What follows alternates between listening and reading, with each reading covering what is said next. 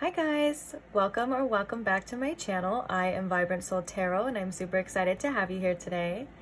So today's pick a card reading, we are actually going to be looking at what your intuition has been trying to tell you about this specific person, aka the person on your mind.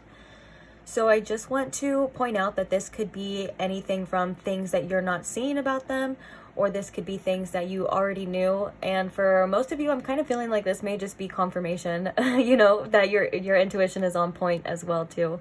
So yeah, I'm pretty excited about this reading. Oh, also, if you would like to know the opposite end of this reading, so what their intuition is trying to tell them about you, I will post the link to that pick a card video in the description box underneath the timestamps for this one. So if that's something you're interested in, when you're done with this reading, you can go check that one out, or you can check it out whenever you want to, because I'm not here to tell you how to live your life.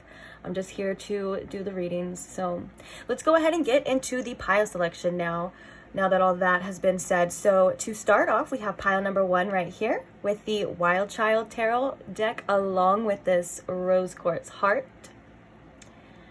Pile number 2, we have the Affrimators Tarot deck along with this Aura Coated Quartz Point. That is such a mouthful sometimes to say, but with this Aura Quartz. All right, and then pile number 3, we have the Star Seekers Tarot along with this Labradorite Palm Stone. And then for pile number 4, we have the Moon Power Tarot deck with this Amethyst Tower Point.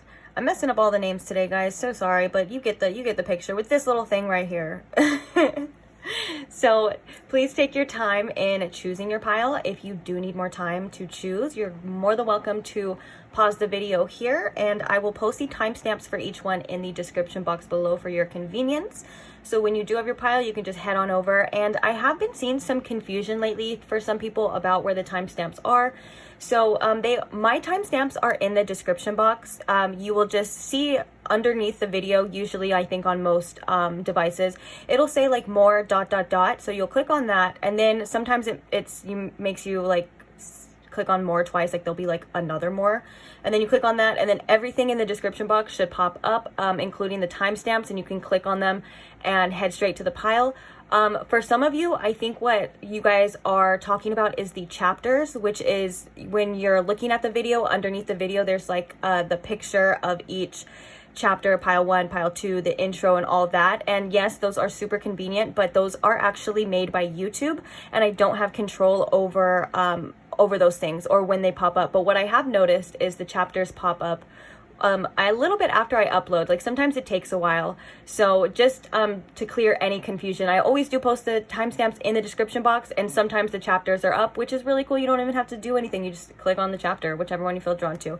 So yeah, I just wanted to clear that up for some of you, but thank you for listening to me, and I can't wait to see you guys at your reading. Bye. Hi pile 1, and welcome to your reading. If you chose the Rose Quartz Heart, or if you chose the Wild Child Tarot deck, then welcome. These are your messages. So today we are going to look at what your intuition has been trying to tell you about this person.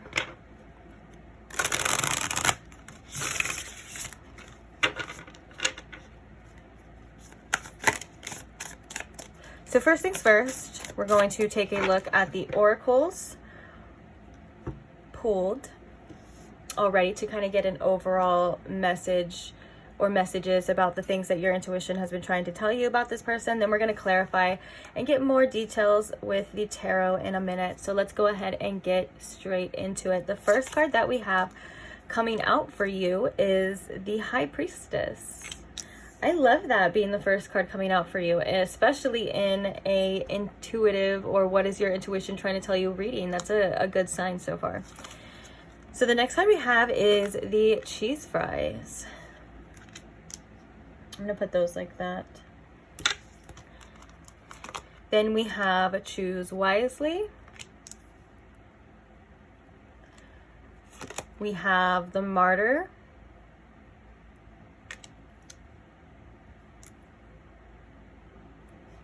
We have Mother Mary, love and peace. Let go of the need to be right. Choose peace. Mother healing is possible at this time. And then we have moving on. We have, for those of you that like to look at the numbers, we have the number 6, 7. We have 21, which reduces to 3. And then we have 26, which reduces to 8. So we have 6, 7, 8. Okay.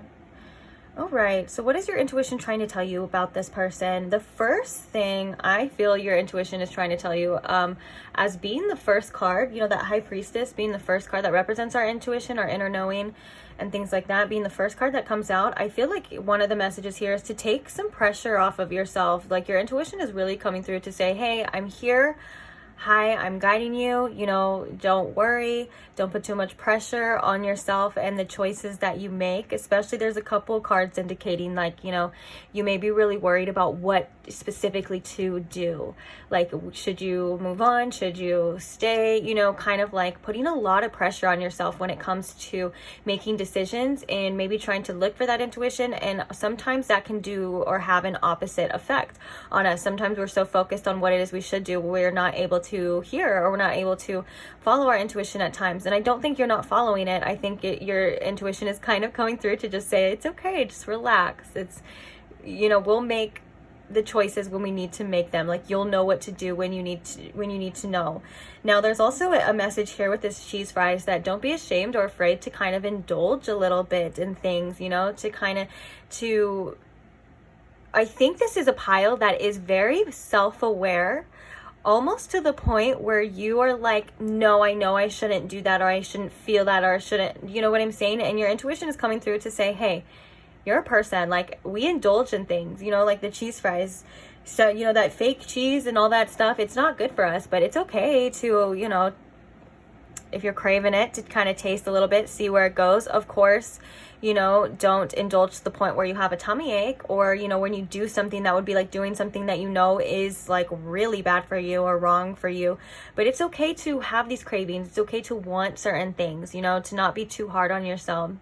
And also, there's a message here as well from your intuition to be more compassionate with yourself as well too. Like, hey, you know, you're doing the best that you can with what it is that you have, and there's no need to shame yourself or be hard on yourself for any choices that you feel you may have made that are wrong, or any choices that you are afraid to take because you feel like they're wrong as well too. Like, it's okay. It's all a part of the process. And that's kind of brings me to this. So one of the main messages as well that your intuition is trying to say, and I know you're probably like, what the heck, because this is a stone of self-love as well too. And I feel like your intuition is trying to get you to not pay so much attention, or like direct all your attention to like them, and really focus it in on yourself. And what I mean by that is, you will make the correct choices by focusing on how it is that you feel, what brings you the most peace, what, you know, brings you the most fulfillment in this situation, and obviously in your life too, but in this situation, to really focus in on how you're feeling. How does this person make you feel? Do they make you feel seen? Do they make you feel heard? Do they make you feel good? Do they make you feel loved? Or do they make you feel misunderstood? Do they bring you hurt? Do they bring you pain? You know, do they take away your peace as well too? And if that is the case, you know, the martyr is coming through to say that, you know, you don't need to sacrifice these things and boundaries or whatever, what it is that you want, who you are, all of this stuff. You know, you should not have to sacrifice that for a specific person or a situation. You know, I think that this is a very loving, caring, compassionate pile. I can see that with the Mother Mary here, and I can see that there's we have a lot of divine feminine energy, coming through this pile, which is very beautiful. And I feel like you're being called to own into that, but almost I would describe it like almost in a selfish way. Like, you know, obviously listening to your intuition, you know, your feelings, being very in touch with your feelings, using your intuitive, like if this pile is a pile that's very empathic or can sense, you know, other people's energies around you, you know, listen to that, because it's telling you the truth. You know how they say energy doesn't lie? Like, people lie, sometimes even actions lie, because people will do stuff that they don't want to do, you know. But what does not lie is other people's energy and how it is affecting you. For example, if you're around this person and you feel very safe and warm, your intuition is saying this person is safe for you. If you're around this person and you feel and it's not even sometimes their energy, it's how they make you feel, or their actions as well too. If you feel like you're not safe around this person, if you feel like this person is going to hurt you or does hurt you, you know, then that's a sign as well too that you may need to make different choices. But your intuition is coming through to say it's all based on how you're feeling. Like, I do believe this is a very intuitive pile.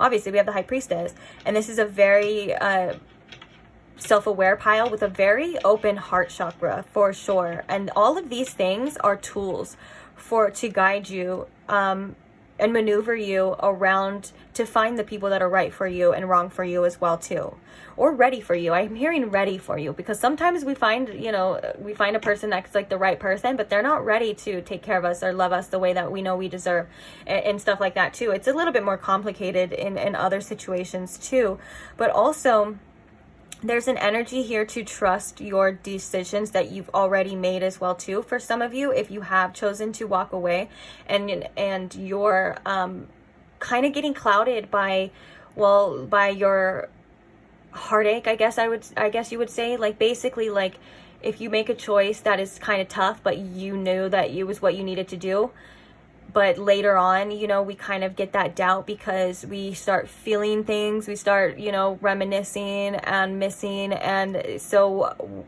it kind of tricks us into thinking, well, did we make the right decision?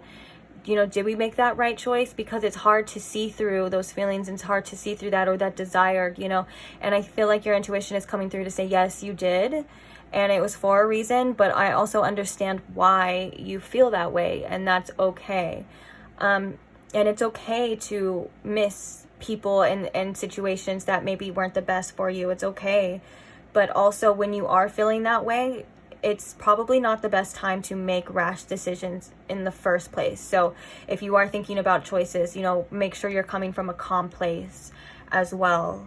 But yeah, let's go ahead and get deeper now. Let's go ahead and look at the tarot and see. So what more can you tell us about this High Priestess? Spirit. Oh, so we have a lot of cards. I'm just going to take the World card out. Okay, so there is some sort of completion or a cycle ending here. And I'm really drawn to this. I'm pretty sure this is a sea serpent. I mean, it could be a snake, but there's like an ocean underneath it. Anyways, it's, first of all, it's in the shape of, or it's doing that thing. I was gonna say, it's doing the thing that the Ouroboros does, and that does represent cycles, never-ending cycles as well too. And I love that it's in the shape of an 8 too, because 8 does represent you know, the universal flow. What you put out, you get back, and things like that. So I feel like this World card is coming to say that just because if you had to walk away, or a cycle is ending, that doesn't mean that you're not going to receive anything else in return. Like, usually when we let go of situations, or we make decisions, you know, that maybe our minds don't, or even our hearts sometimes don't want us to make, you know, but our intuition is telling us that, you know, it is the best thing, and we don't quite understand. I feel like this is coming through to say that there is other things coming for you, better things. When we release things, for sure, I feel like this is saying, you know, releasing everything that we don't need anymore, because what you're doing is you're rating it and you're making room for better as well too. And then we have at the bottom of the deck, we have the 9 of Swords, which is like, yeah, kind of anxiety about this and fears about this. And this could be something that you have been kind of thinking about a lot, and it's been causing you a lot of stress. And I feel like your intuition is saying, you know, your intuition isn't going to come through as fear as well. It comes through usually in a very calm, almost sometimes very quiet, or even just a nudge of like what you need to do as well too, so you don't have to give in to the fear. But yeah, so we have the 9 of Cups coming out, we have the Ace of Pentacles, we have the Hierophant, and we have the 2 of Pentacles. Yeah, I feel like there is going to be an opportunity with this Ace of Pentacles as well, but I feel like the Hierophant with this, and especially with this 2 of Pentacles here and the 9 of Cups, it's like things change. You know, things flow, things change. As long as you stay committed to yourself, and there's a lot of things that I feel like you've been learning and you have learned. Like, as long as you stay committed to yourself, I feel like you're gonna be okay. And that's why I keep repeating that I think that this is like a pile that needs to be selfish and in your desires and what you want. Basically, like, I don't know if I said that, but if it costs you your peace, it's too expensive. And anything else that is holding you back from, from being peaceful, whether that's this situation or, things in this situation, like whether things that you and this person need to let go of, or whatever the case is, then those are, your intuition is saying, like, it's time to release those. All right, so what about this cheese fries? We have the King of Cups. Okay, and then we have the 10 of Cups as well, too.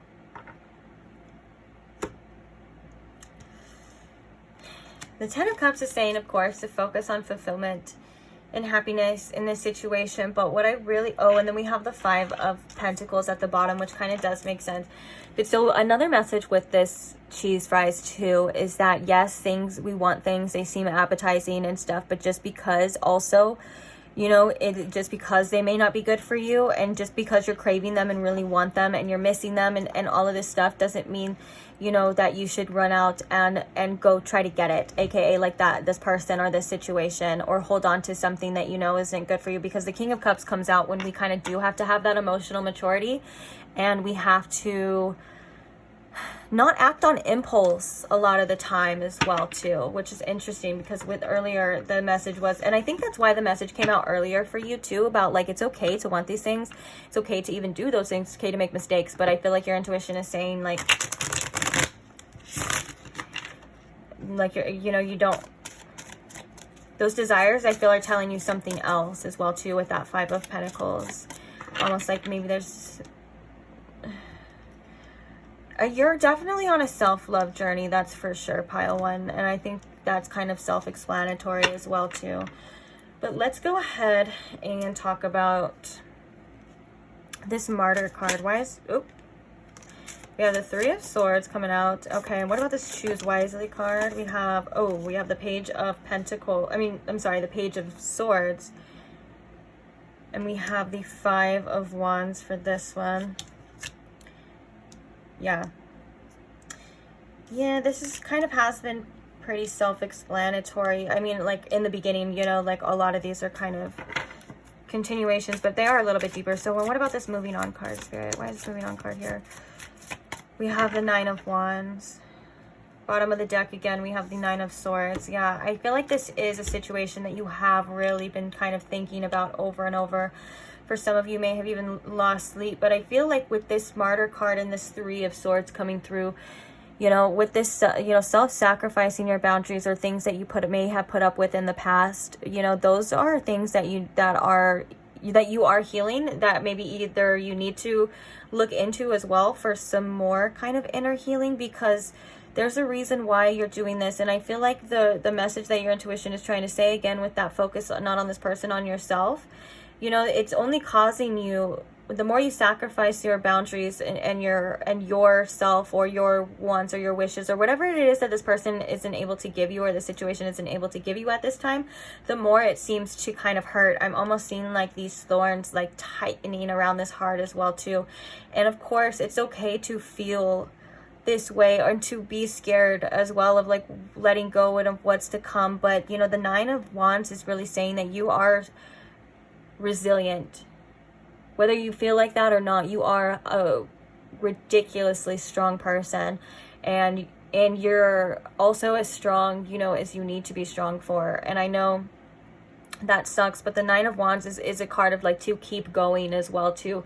Like, yes, I know this is hard, I know you're tired, but to keep pushing through to the other side, because there is going to be a light at the end of the tunnel here for you. And I feel like with this moving on card, like you really are going into calmer waters, you are headed into a better place. And sometimes we wonder about our choices, because we're like, well, if if that's so true, why do I feel this way right now? And I completely understand that, but you can't let the way you feel right now cloud your vision of what it is you know you need to do and where you're going as well too. And I think that is about that indulgence here too. Sometimes we want to just reach out and grab what it is we feel like we're missing, even though that thing isn't necessarily capable of filling that void for us at this time anyways. And I think that this pile has learned that, whether that's other situations or this person, because we have the Page of Swords coming out with this choose wisely. So you choose off what it is that you know. Choose, make your choices off what it is that you've learned already, you've seen. And I feel like your intuition is coming through and saying as well, like you've seen enough to know what to do. You don't need to be proven anymore, if that makes sense. And of course, this is about you and your happiness and your life and your love and your energy as well, going into yourself. And I don't want to like cause anyone to be like, okay, so if this is like for a separation reading, I don't want to, you know, cause you to like be upset and to be like, oh my gosh, well that means that we're never going to be together or whatever the case is. You know, that's not always necessarily true. I feel like this is a divine counterpart of some sort for you, and I feel like this person has brought you a lot of healing and a lot of self-awareness within yourself as well too. And I think that, you know, it's important for us to remember that things change, but we do need to allow them and give them the time and space to change and to work, you know, the universe work its little magic as well too. And also, if this is a divine counterpart of yours, like whether it's a twin flame or soulmate, you know, a lot of the time in the twin flame journey, one of the biggest parts of it is a separation, is kind of letting go as well. And that's when both parties experience the most tremendous amount of growth, because the Five of Wands coming with this Mother Mary card is saying that, you know, if it costs you your peace, I think I said that before earlier, but if it costs you your peace, it's too expensive. All of these conflicts and things like that, you know, you're being guided to move away from into a more peaceful time. And peaceful times will come, even though, you know, the Nine of Swords makes us feel like we don't, or sometimes we're like, well, I feel like I followed my intuition. I feel like I made the correct choices. Like, why do I feel like this? It's all a part of your process. And, you know, and like I said, the peace will come eventually. Sometimes we just have to make those decisions and get through and get over certain hurdles as well too, to see the light at the end of the tunnel, to see that beautiful light on the other side, because we have the Hermit coming here as well too, and your inner self is calling for you. And I feel like some alone time is needed for you as well too. It's okay to be alone and to get to know yourself again. And don't worry, like anything that's meant for you is not going anywhere, you know, and anything that's meant for you, it's a good reminder that we can't screw it up. You know, you could be like the worst of the worst or the best of the best in a connection. And if it's either meant for you, it'll be meant for you. If it's not meant for you, it won't be. And there's nothing, it sounds kind of sad, but there's nothing that we can do to change that. And like I said, you know, that doesn't mean that, you know, it's not going to come back around, because I was feeling with this World card, it just might. For some of you, you know, it might, or maybe for some of you, this is somebody else. Whatever the case is, you know, I heard when I said that, someone was like, no. But whatever the case is here, you know, your intuition is trying to lead you to the best place for you at this time, the calmest place, the most peaceful place, and to really, you know, sit with yourself. And I think that there's a beautiful amount of healing and growth that, you know, and I feel as well too that there's also parts of yourself that you've met. I feel like that, you know, through this situation for some of you, you know, you could have met parts of your shadow self. And I think that's something that you're normally used to like looking at, like, okay, yeah, I can see this, I can work on this, I can do that. But I think there's other beautiful parts to yourself that you haven't even met yet too, that are waiting for you when it comes to your own self journey and your own, like, you know, being in your own energy. And I can personally vouch for that too. When I got out of you know, a relationship that, you know, I was in for a long time, and it impacted, you know, my life and my growth and a lot of learning, of course, like it really did impact it like severely. But I do have to say, the best thing I did for myself was give myself that time and space to be in that hermit mode. That's when I figured out what it is that I want to do, who I am, and where I'm going. And I kind of released everyone else's energy around me, and I was able to just focus on myself and focus on this self-love journey. And I'm so grateful that I did that for myself. So basically my present self right now is thanking my past self for making these choices. I'm like, thank you for doing that for me. And I feel like this is something that you're going to be doing for yourself as well too.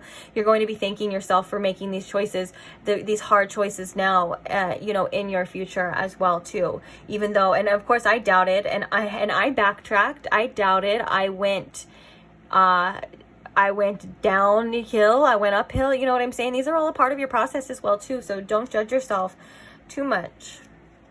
So yeah, but I do just want to give you a hug. I feel like you need a hug, and I just want to say that you are tremendously strong, and you're very intuitive, you're very self-aware, and I know that you're going to be okay, and I know that you're going to be fine. I feel like this is an energy, this is a pile that I don't have to worry about. And I think one of the biggest things your intuition is trying to tell you as well too is to have more faith in yourself and trust yourself more as well too, and not worry about what's to come. Kind of focus on the now as well too, because you know the Nine of Swords is an energy that is scary and anxiety, and it's usually because we're thinking about what's to come or what's wrong or what's going on, you know, and we're thinking about things we can't really control. But when we're in our center, you know, look how peaceful this monkey, or this, what are these called? What are they called? We'll just call him a monkey for now. Yeah, but look how peaceful he is, because he's centered. He's, you know, in his, whether he's in his heart space or maybe his solar plexus, because sometimes when you center, that's one of the things you do is you bring your energy up to like right underneath your rib cage. But either way, he's peaceful. And I feel like this is saying, you know, if this situation is causing you stress, maybe being by yourself will cause you to have the most peace. And that does require us to make certain choices that we feel we don't want to make at times. But you're strong, you can handle it. Like I said, you are freaking resilient. So let's go ahead and get some channel messages from the other side, from this person, and then we're going to get some advice for you. So what are some messages that pile one needs to know about this person, please? Or about this situation, about maybe anything their intuition is trying to tell them. Oops, oh my gosh. I didn't mean for that to happen.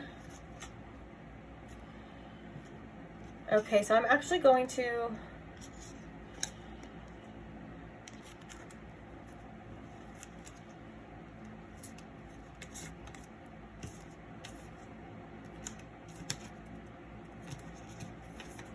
Sorry. They like went all over. I'm going to put some back and then we're going to just do it again. Don't worry, we'll do it again. The ones that are meant to come out are meant to come out.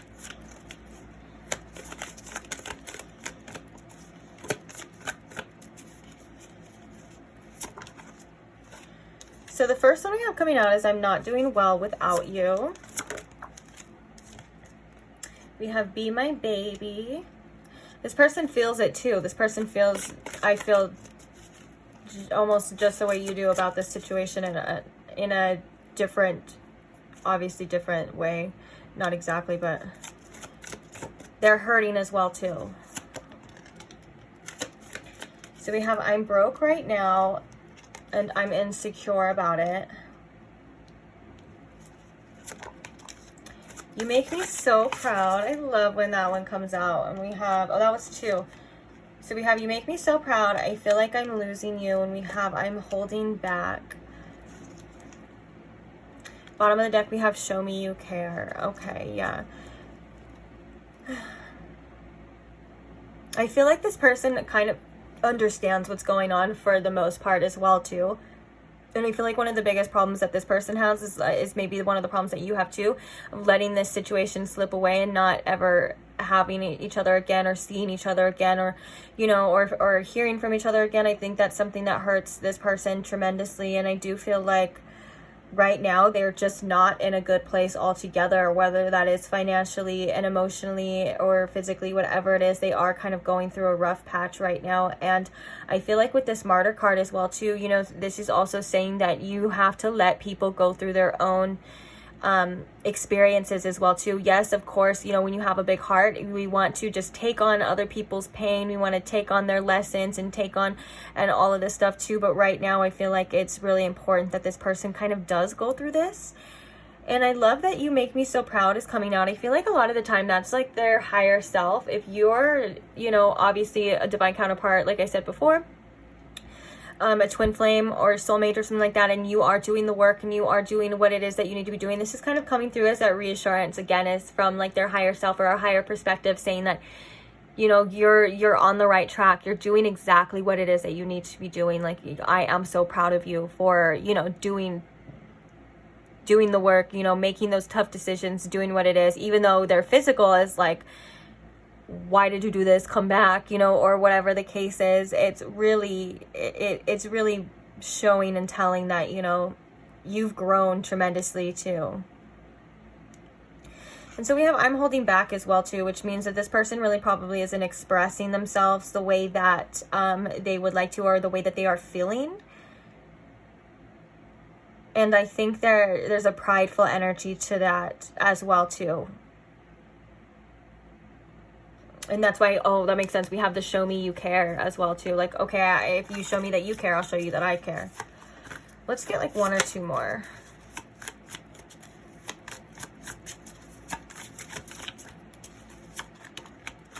We have I don't deserve you. Okay, we have a few more, which I am going to pull. We have I don't deserve you. I'm still keeping my options open. So this person could definitely still be in like this player type of energy. But we have let's make up. You drive me crazy. Can we just start over? And I just want to cuddle with you. Okay, so now the bottom of the deck is, I know I messed up big time. All right, so I do feel like the main focus of this kind of message, the reason why I felt called to keep them all was because I feel like there was kind of a little story here. And the reason why I feel like there's a story here is because the fact that we have, I'm still keeping my options open, but can we just start over, you know, let's make up and all of this stuff, I feel it's very telling that this person has the wants and the desires to be with you, to make this work, to, you know, resolve any conflicts and things like that. But I feel like with the I'm keeping my options open, that doesn't, I think that's kind of telling that this person isn't able to completely change at this time, or to be the person that you need them to be at this time. And I feel like that's why your intuition is guiding you to say, like, look at how this person is making you feel. Look at how you're feeling. Your intuition is speaking to you through emotions as well too, as in like, you know, if this person was safe for you, was good for you, you wouldn't be feeling this Nine of Swords energy at this time. And like I said, I don't think this is forever. I honestly don't even think that this situation is completely over. So whatever that means to you guys. But I think that, you know, there is a need for a separation here for the most part. But also take what resonates too. Like, this is a general reading as well too. So trust your own gut as well too before I tell you to do anything. Like I said in the intro, I'm really not here to tell you how to live your life. I'm just here to show and read some cards for you. That's pretty much it. But on that note, let's go ahead and get some advice though to see. So what advice do we have here? Speak up, express your wants and needs now. Ooh, yeah, no more like letting people, whether it's like, I don't think that you're the type to let people walk over you, but I think it's like, if you don't like something, or you don't like the way someone does something, or you don't like the way someone did something that makes you feel like, if this person does stuff now that makes you feel bad, you know, you're really being guided to say like, hey, I'm not doing that no more. Don't do that. And I'm not going to tell you again. I'm laughing because that's really like that's how I am now after I learned all these lessons. I swear, guys, like, oh my gosh, even in my last recent, I guess, I don't even know what you would call it, but fling or whatever, the reason why is because I expressed my needs to somebody and they heard me. They said okay, and then they went and did the same thing again, and then we're wondering why they were ghosted, and I never spoke to them again, you know, because I'm not going to tell you twice. I told you one time already, I'm not going to tell you again. Okay, that's no. Past me would, you know, old me would, yeah, sure, I'll tell you once, twice, 3 times, way too much, but no. And I think this is kind of that advice here as well too. Like, you know, definitely speak on your wants and your needs, because obviously the closed mouth don't get fed, and people aren't mind readers. If you don't like something or you want something, then say it, but also pay attention to if they listen, how they react. All of these things are also key points and signs on what it is that you should be doing as well too. I like how it's like now. Oh, look, guys, we have another intuitive card for you on this reading. We have your intuition is a superpower. Listen to your gut. It knows stuff. Your intuition is leading you, guys. Your intuition is there. Like I said with that high priestess, like, you know what to do. You don't even need me. I feel like that's kind of why in the intro too, I was feeling like, okay, this could just be like confirmation for a lot of you on like what it is to do and stuff. But really listen to your gut. Listen to you. You know better than I do. You know better than they do. And you know better than anyone else on this platform does about what it is that you should do and what's best for you, because it's your intuition and it is a superpower. And I think if you have been doubting yourself, stop doubting yourself. It's, you know, it's, you have a very, very, very strong intuition. Very strong intuition, and it's coming through. It's coming through twice.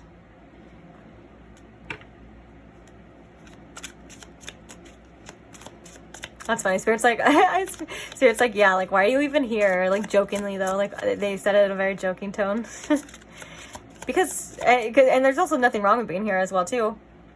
Even the most, you know, even the most intuitive people, sometimes we need to hear stuff out loud, or we need to figure stuff out for yourself. And also, too, like, when you're watching messages like this, there's even chances, too, like, if you're hearing something, like, say, in a reading that is just, you just feel in your gut that that's not for you, you know, then it's not that the reader's wrong. It's not that there's anything wrong with both parties, you or that person. It's just, all it is just an opportunity for you to use your discernment, which is also another thing that strengthens your intuition. So when you're like, oh no, that message isn't for me, it doesn't mean that message isn't for other people, or that doesn't mean that the reader's stupid and has no idea what they're talking about, you know, or anything, or they're trying to get over on you. It just means, hey, this is an opportunity to use your discernment. That's not for me. It's like a muscle. It strengthens that as well too. So be aware of that for some of you. Okay, let's get one more. What advice do we have?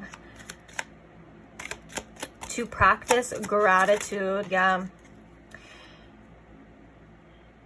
And then we have, you're missing the signs. What is life trying to tell you? Pay attention. This is about just paying attention again to the signs of what people show you, what they do, like, and things like that. Again, remember we were talking about energy. I don't know if I said that in this pile, but remember, if I did remember, we were talking about energy doesn't lie. I don't think I did. Well, basically, you know, energy does not lie. People can lie, you know, sometimes even their actions lie, but energy doesn't lie, and they will show you what they're capable of and how far they're willing to meet you and things like that. And situations are showing you, I feel as though, that too. So they are signs. Also pay attention to the synchronicities as well too, of course. That's a definite thing. But what is life trying to tell you? This is kind of that main message as well too. Like what about what your intuition is trying to tell you, like, how is this person making you feel? How are they treating you? You know, these are all the signs as well too. A lot of the time, guys, the truth is hidden in plain sight. Like but what we hold on to, like, what we want to hear or what we think, you know, it is, or sometimes we do make things a little bit more complicated by saying, well, maybe they meant to do this and not that. And I think, you know, this message is coming through to say, just follow what they do, you know, or don't follow, but, you know, look at what they do and take that. So we have, you won't always agree. Practice looking at situations from different viewpoints. It's not always black and white. Yeah, sometimes there is a lot of gray area, and it's not just one way or another, and it's not just like good or bad or things like that too. It's just, I think that this is saying that, you know, what am I trying to say? It's like there's both parties here that I feel like have different perspectives at times. And just because you're not able to see someone else's perspective doesn't make it wrong. Just like if they're not able to see your perspective, it doesn't make it wrong either. You're kind of viewing things through your own certain lenses as well too. And so that, you know, you won't always agree, but it doesn't mean that everyone's like, I guess it's like, you don't have to be like angry about it. You know, like, for example, like, I don't even know how to give an example of that, but basically, if that resonated, then, like, you understand. So, like, someone is seeing a situation through their perspective, and they're seeing it through their eyes, you know, and it happened that way. And if you're seeing a situation through your perspective, you know, seeing it through your eyes and it happened that way, that doesn't mean that this person is right or is wrong. It's just their perspective. Same thing with yours. So not everything is black and white. Everything is right or wrong. Sometimes we have to see, you know, where someone else is coming from, and sometimes we have to see where we can improve, or where we can be the bad guy, and at times as well too, and stuff like that. And I think this is just an awareness that we all kind of can use at times. But yeah, you know, I feel like this card, it sounds all sassy, and it doesn't mean it, not sassy, just ignore that part. But practice gratitude is the message for that. You know, it's always good to be grateful for the things that we do have. And also sometimes we appreciate the things that we have after, like we don't have anymore, you know, like basically sometimes when something's gone, we get to appreciate the fact that it was there, like at least, you know, for basically, like it's better to have love and lost than never to have loved at all. And it shows you what it is that you want. It shows you a lot about yourself, and it shows you how to be better and what to do in the next time. And then, you know, it's nothing's ever like completely ended. You know, there'll always be another person, or maybe this person later, or you know what I'm saying. And so I think that there's experiences that we kind of take for granted that we actually should be really grateful for as well. And also it's always good to shift your focus into gratitude, and it helps us heal, and it helps us ease the things that we don't have as well too. Like instead of focusing on what you don't have, you know, sometimes it's best for our mental health and our energy as well too. It raises your vibration to focus on what we do have, and what we do, and what we can have, or you know, all of those things as well too. Like, you know, like just the basic necessities like food, sleep, water, a roof over your head. You know, these are all the things that make you tremendously wealthy in life, regardless of financial situations. If you have those things, like, you know, you're gonna be okay. And not every day is promised as well too, which has kind of been a message that's coming up a lot as well too. Even for me, like I was explaining in another reading that, you know, there was a pile where when I wake up and I kind of do a little morning meditation, I just lay there in bed till I don't even really get up. I kind of just do a little morning meditation in there to get ready for the day, you know, where I don't have to jump up and do anything really fast, or I don't have to worry about anything that I have to do. It's kind of just like that, my time that I start, and it's like, it feels good. I'm like, okay, I don't have to worry about anything. Let's like meditate, you know.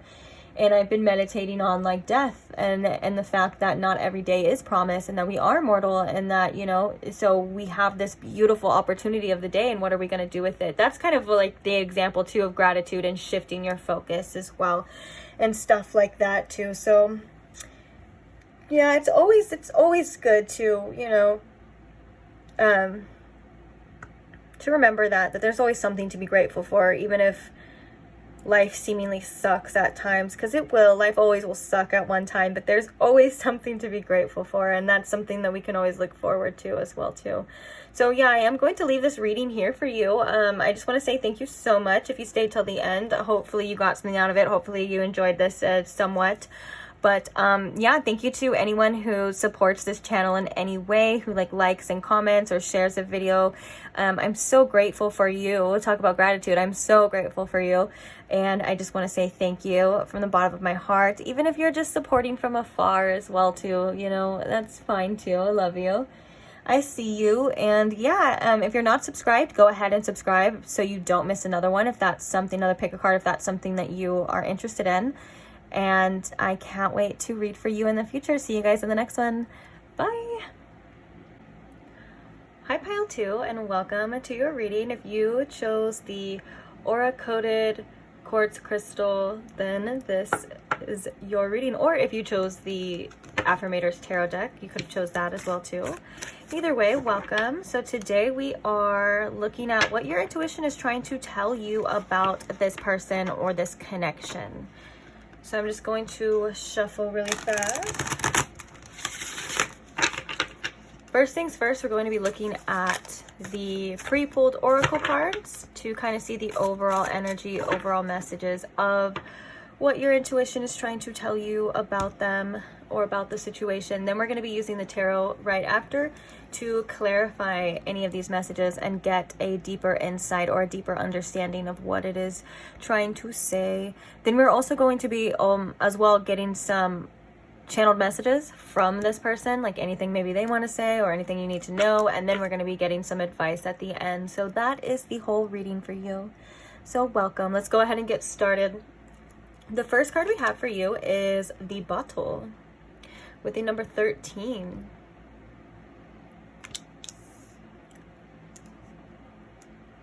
The next card we have for you is Sanat Kumara with Light Activation. Shine your light. Your internal guidance is coming through loud and clear.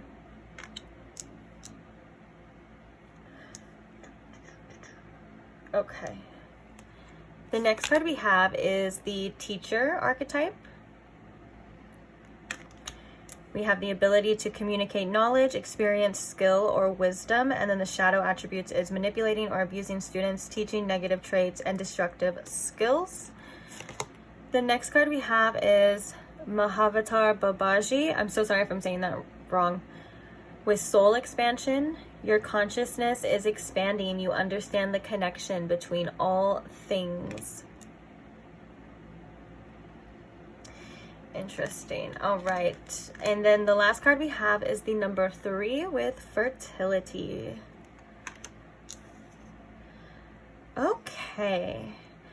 So first things first, I feel like what your intuition is trying to tell you about this situation is that there is so much growth and expansion that is that you're able to have within this connection and within one another. And I think it all starts with communication. Now, one of the main themes that I'm seeing here is that I feel that you have a lot to offer this person in, you know, with this teacher in a way of like teaching them, showing them, whether they probably would like to admit it or not. I feel like you have a lot of useful and vital information that can help them along their journey as well. But just as that's true, I feel like this person has a lot to help you out with as well too. And what I mean by that is like in growth ways. So basically, I feel like there's a message here specifically for some sort of communication, like you kind of stepping up and being that leader and showing, you know, with this like shining your light and stuff. And so basically, instead of like maybe how, you know, in some situations, in some relationships, we tend to bottle things up. And when we communicate them, they kind of we sound angry or we're upset about it and things like that. There's also a need to kind of communicate things compassionately and express your wants and express your needs in a way that this person can understand and can actually, and maybe like come from a place of compassion so their ego doesn't get so defensive, if that makes sense. So what I mean by that is like you saying like, hey, you know, this is what I want out of this connection.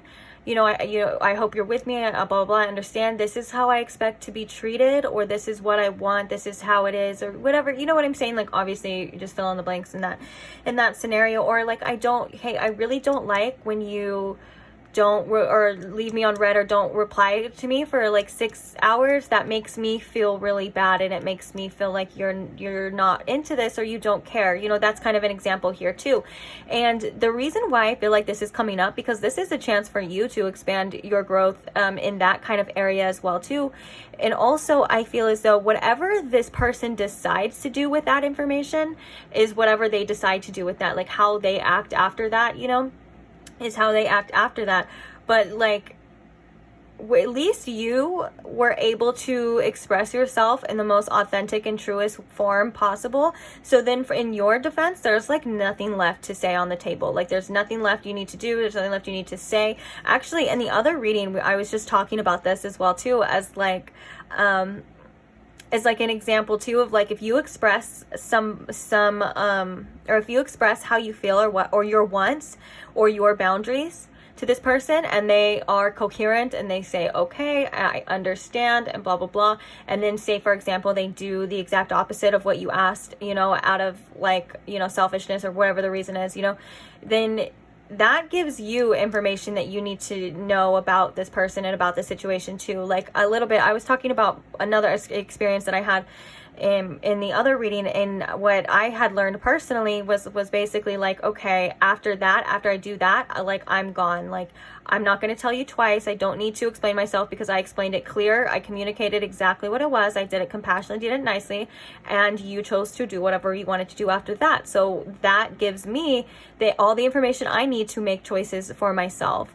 For some reason, that's a very, I guess it's a specific message as well too, but I do feel like this is an energy that this person is going to be able to work with you for the most part. I don't think it's going to be like that severe, but I really feel like this is about communicating your emotional wants, your needs as well, and not bottling things up, and watching how much easier it becomes to explore this connection or grow in this connection and grow with each other, because you want somebody that's honest with you, and you want to create some sort of safe space here with this person, or with, you know, within a relationship as well too. And I think that, like it says, you know, soul expansion, you know, this is obviously a big learning thing and a big learning connection for you. But like I said before, if you stepping up and kind of being the leader in that sense is going to teach that person so much. Not even about you, well, of course it's about you and about what you want and things like that, but it's like you have no idea. Like, I feel the effect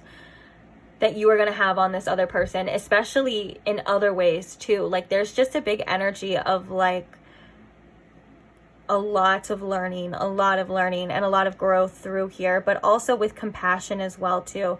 And I feel like you have a lot of, with this bottle here, I feel like you have a lot of information that you may be keeping to yourself, you know, and your intuition is saying to spill it. Like, basically with the bottle, I've seen like, don't bottle it up.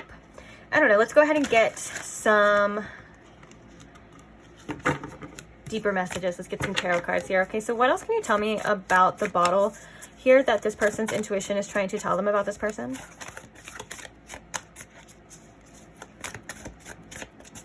This bottle card, please. What can you tell?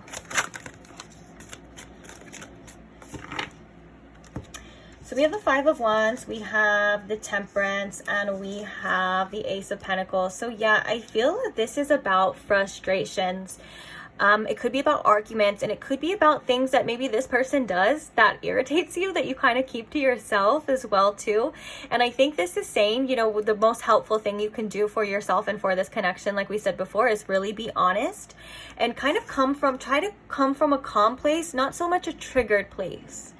And I feel like this Ace of Pentacles is, oh, and I love that the Ace of Pentacles is in the heart. I was going to say there's always an opportunity to share, you know, it's an opportunity to almost get closer to each other, or even just learn and get closer to yourself. Like I said, regardless about like what this other person's going to be able to do and things like that, I feel like it's a very heart energy, and you're really being asked to maybe pay more attention to the things that you are bottling up and why you feel those ways as well. And maybe you can even sometimes, I know it's helpful to practice communicating them like in a journal, or like communicating them to yourself as well too first, because sometimes when you act in the heat of the moment and you just want to, like, you know, like you've just had enough and you just want to like literally like bite someone's head off, you know, it doesn't really help anything. It doesn't get anywhere. And at that point, I think sometimes the other person ends up getting even more closed off. Like, they're like, well, you're just upset. You're just being crazy. You're overreacting, which no one should ever feel that way, of course. And I don't believe in overreactions. I believe that the reason why we react in a certain way was either because we felt that way, you know, in the past, and we weren't able to react like that, or it's coming from a place within that is not an overreaction, to say the least. To the other person, it could sound like an overreaction, of course, especially if you kind of have been bottling stuff up and then it kind of explodes. Yeah, maybe it could be like the most littlest thing that sets someone off, but internally, it's like, it's almost like your inner self, like screaming and saying, like, I feel this way, like, you're going to freaking hear me now, you know what I'm saying? But also, I think that there's a time and a place in this situation. So yeah, when you do feel frustrated, or like when it is heated and there is arguments, I think your intuition is trying to say to kind of try to come from a calmer place when presenting like your information as well too, or at least maybe obviously if it's like the heat of the moment, or, you know, in a time where it's like not good, you know, probably you shouldn't, like, it's not going anywhere, it's not going to be heard, you know, then I think, like, you know, take take the opportunity again, like at another time, to express yourself, of course, if that's how you feel. And I feel like this is like mainly, you know, it just a communication, like you guys maybe want to be heard, or your intuition is telling you that you deserve to be heard by someone else, you know, and your wants and needs are very important, and they need to be said, and you need to be heard. But also in the delivery is the one of the biggest important parts, because it's the delivery, I feel like, for this is just as important as what it is that needs to be said for some reason.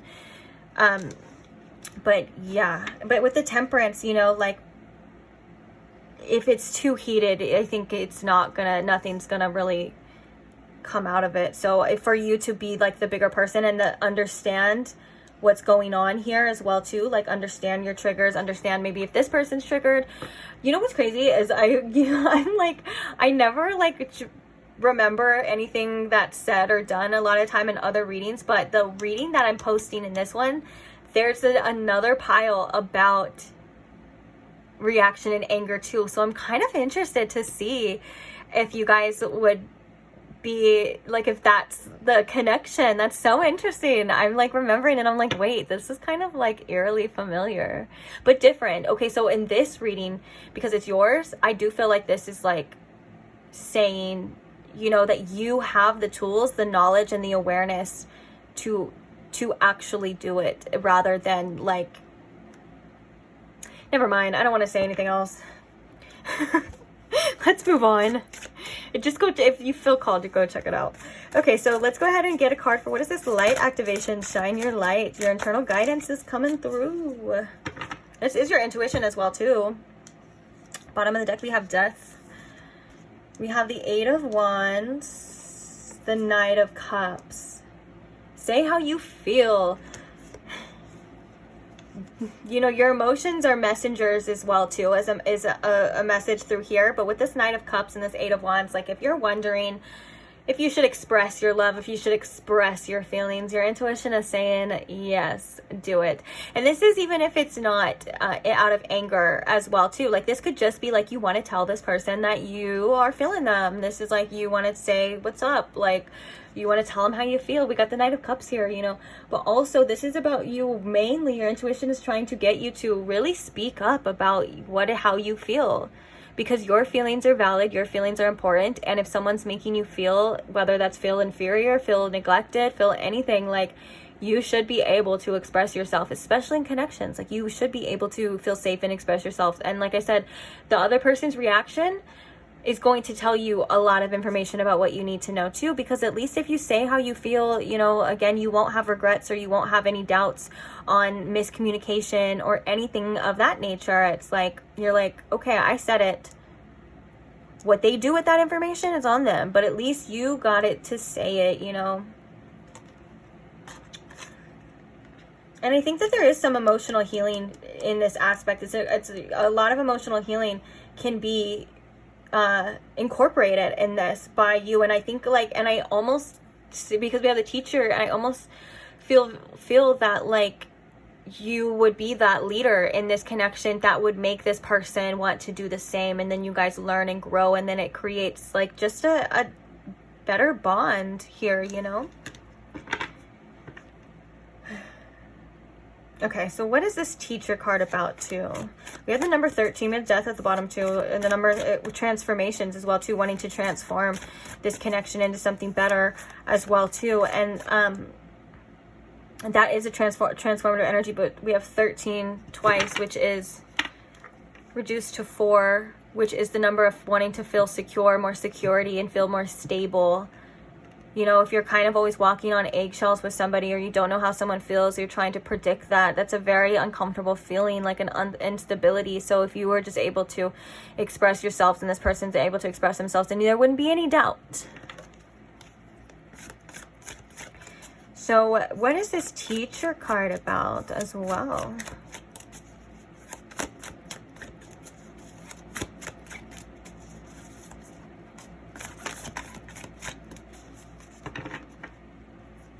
Oh, but also another message with this Eight of Wands and this Knight of Cups, kind of saying like, okay, like, you know, that your, what did I say earlier? Oh yeah, that your emotions and your feelings are messengers.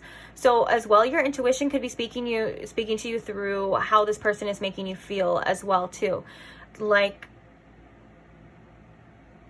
for example, like if you're saying how you feel to this person and they're gaslighting you or they're belittling you and that makes you feel horrible, like obviously that's a sign as well too. But if you're telling this person how you feel and they're listening and they're like, wow, I never thought of that way. Like I never knew that's what you wanted, or I never knew that's how you feel.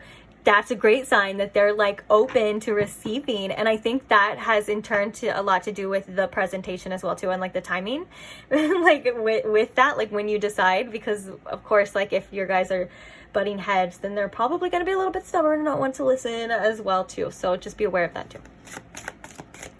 So what is this teacher card here? I'm hearing the Ace of Swords, truth, clarity, being as clear as possible.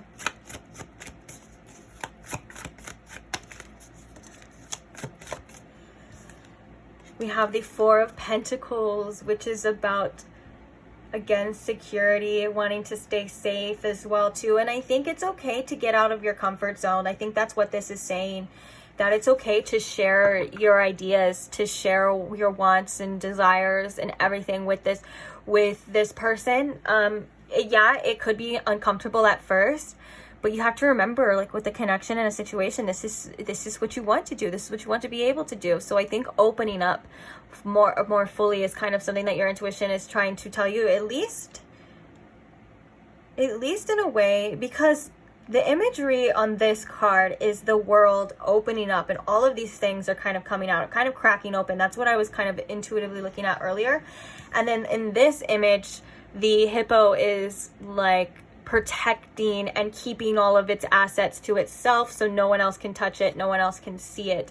And I think this is about you sharing all of your wonderfulness, like all of your special qualities, special traits, wonderfulness, and really having a ridiculous effect on this connection and on this other person. But when you're keeping these things to yourself, or you're not sharing a lot, or sharing what you feel or what it is, or you know what I'm saying, this is of course then it's just gonna stay that like within you. That's pretty much it.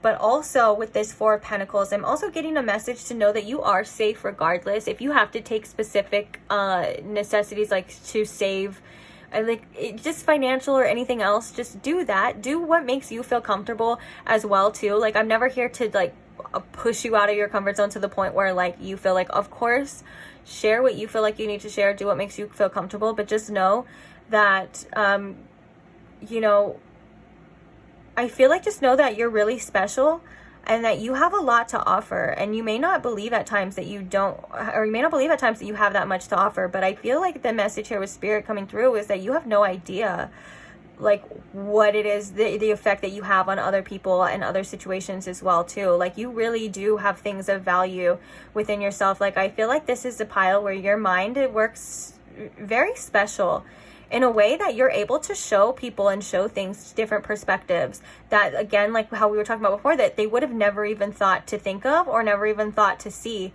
And I think you have a way about you that kind of is able to say things and teach things in a way that people understand, which is really important for this situation as well too. And also it's like you're opening up a different perspective for different people, and it's like it's really special. It's really special here. And so it'd be a shame to keep all that to all of that stuff to yourself, you know.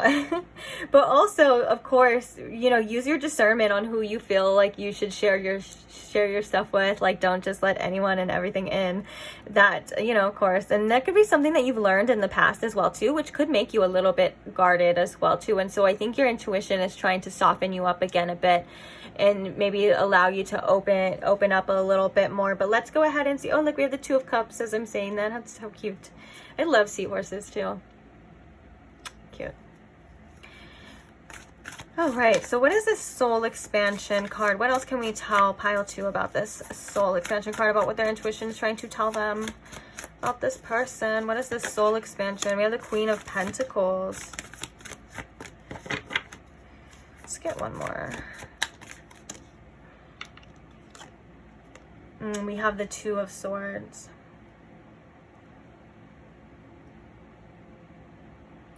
Again, it's another message. I'm so sorry, guys, to like be repeating, but like I asked in my mind, what is this Queen of Pentacles here for?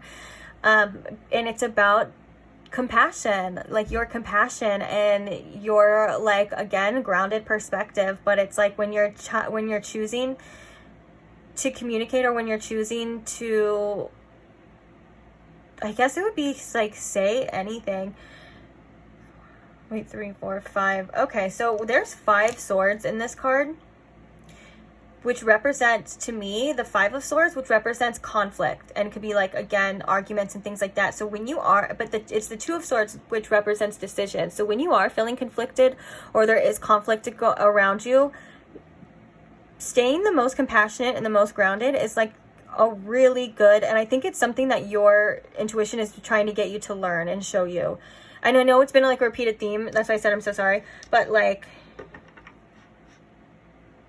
it just keeps coming up. And also, the biggest expansion you can have is trying something a different way as well too, or doing something differently as well too. So if there's been a way of things going on in this connection that hasn't been working, you know, the best thing you could do for yourself is try something else, try something better. Or like if you've been trying to prove yourself, but like with like brute force, then maybe try compassion. You know, all of these things are just examples here as well too. But it's for you to learn, and for this person to learn here too. But this Queen of Pentacles, and I think this is about you making decisions as well when you are in a place of, when you are grounded and you are in a place of where you're able to give as well too. You know, don't give, you know, too much if you're not able to. And I'm not talking about financially things too. I'm talking about like maybe like if you're mentally exhausted, or you're not able to communicate in a way, because sometimes we go through things that we're not able to be that way and stuff. And I think that, you know, to also use your discernment when it's time to communicate, which I think we were talking about before as well too.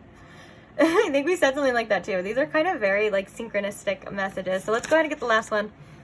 We have the Two of Pentacles with fertility. Let's go ahead and see. Let's get another card as well too. The Knight of Swords, the King of Swords. Wow, I think this is like watching, I feel like what this is saying is like when you start to put those things into action that we've been talking about, and you start communicating these needs with the Knight of Swords, like you're going to watch things like change drastically. And I feel like, you know, this is all about you seeing where this person's priorities are, and also about where your priorities are as well too, especially with this fertility. Like this fertility is very much the Empress card. It's about like abundance, divine feminine energy, but it's also about creation and creating the relationships that we want, creating the lives that we want as well too, and putting in a little bit of work and effort, and yeah, going through a little bit of uncomfortability and a little bit of changes as well, but then really kind of realizing that we're capable of doing this, we're reaping these benefits. You know, you're learning so much, you're growing so much that it's actually, you're like, oh my gosh, it's actually working. Like I decided to do this, and I decided to change this, and it's working. Then we have the King of Swords at the bottom. Underneath that we have the Tower. So yeah, there may be some need for drastic changes, but just know that you're capable enough, and you have the inner wisdom and the strength and the, you know, sharp decision making to maneuver through all of this as well too.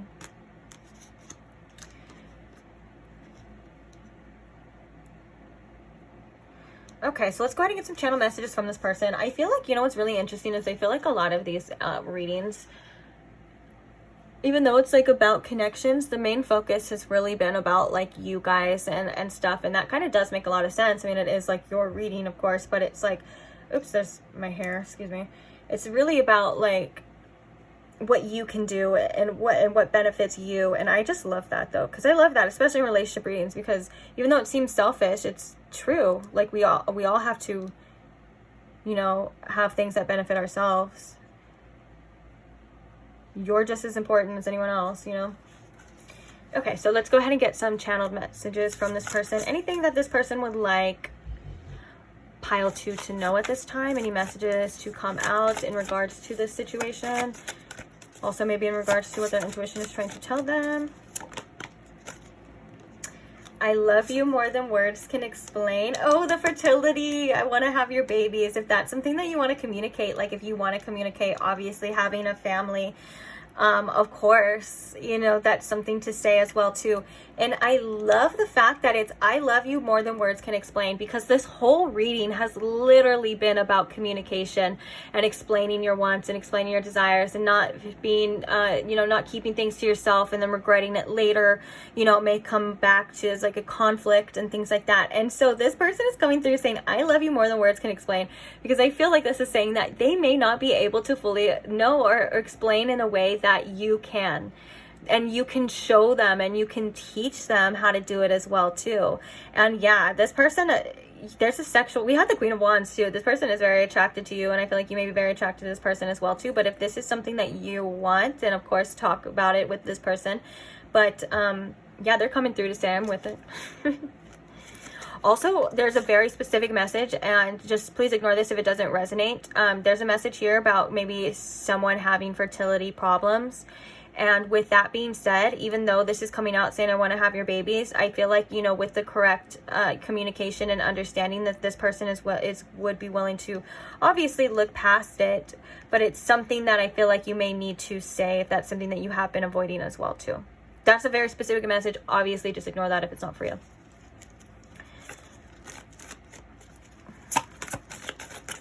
Oops. Be my baby. We have a lot about babies.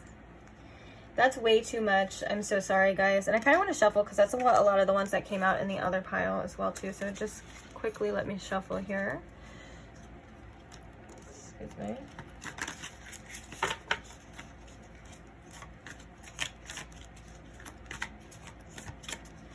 And I know some people get upset sometimes when I do put the cards back, but just, you gotta just trust me. We're gonna get more. So the ones that are meant to be out, if they come out again, they'll come out again. That's usually how it works too. So let's go ahead and see now. So what are some other channeled messages here? I'm going through a lot right now.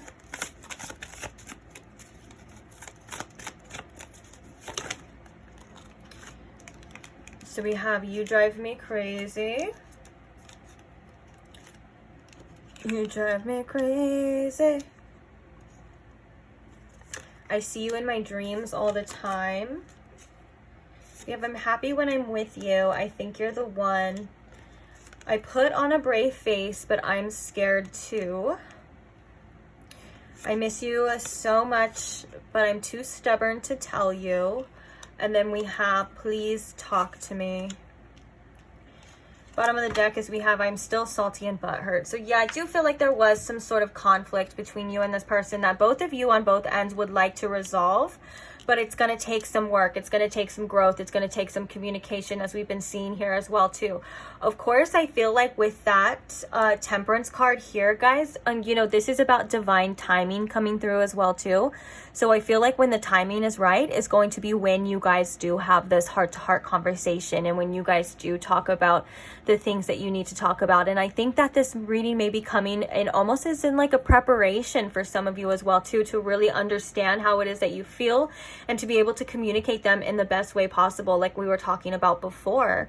And so I do feel like this person may have issues with communication. Obviously, they may have a little bit of pride issues with I'm too stubborn to tell you, but they do, you know, feel for you. They still feel very connected to your energy, and, you know, they do have their own issues and their own fears that they may not be able to communicate as well too. And that's why it's kind of coming through this channel message that if I put on a brave face, but I'm actually scared too. So maybe with that, with you being able to kind of put down your walls and say like, look, like, yeah, this scares the crap out of me, but I just have these feelings for you, whatever it is, you know, that you want to say, but, you know, would make them feel a lot safer as well too. And also, you know, trust your intuition, and I know it's different for every person here as well too.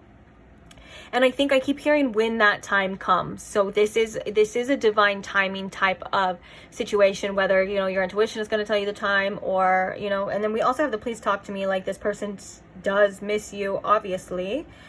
And, oh yeah, more stubbornness and pride right here too as well.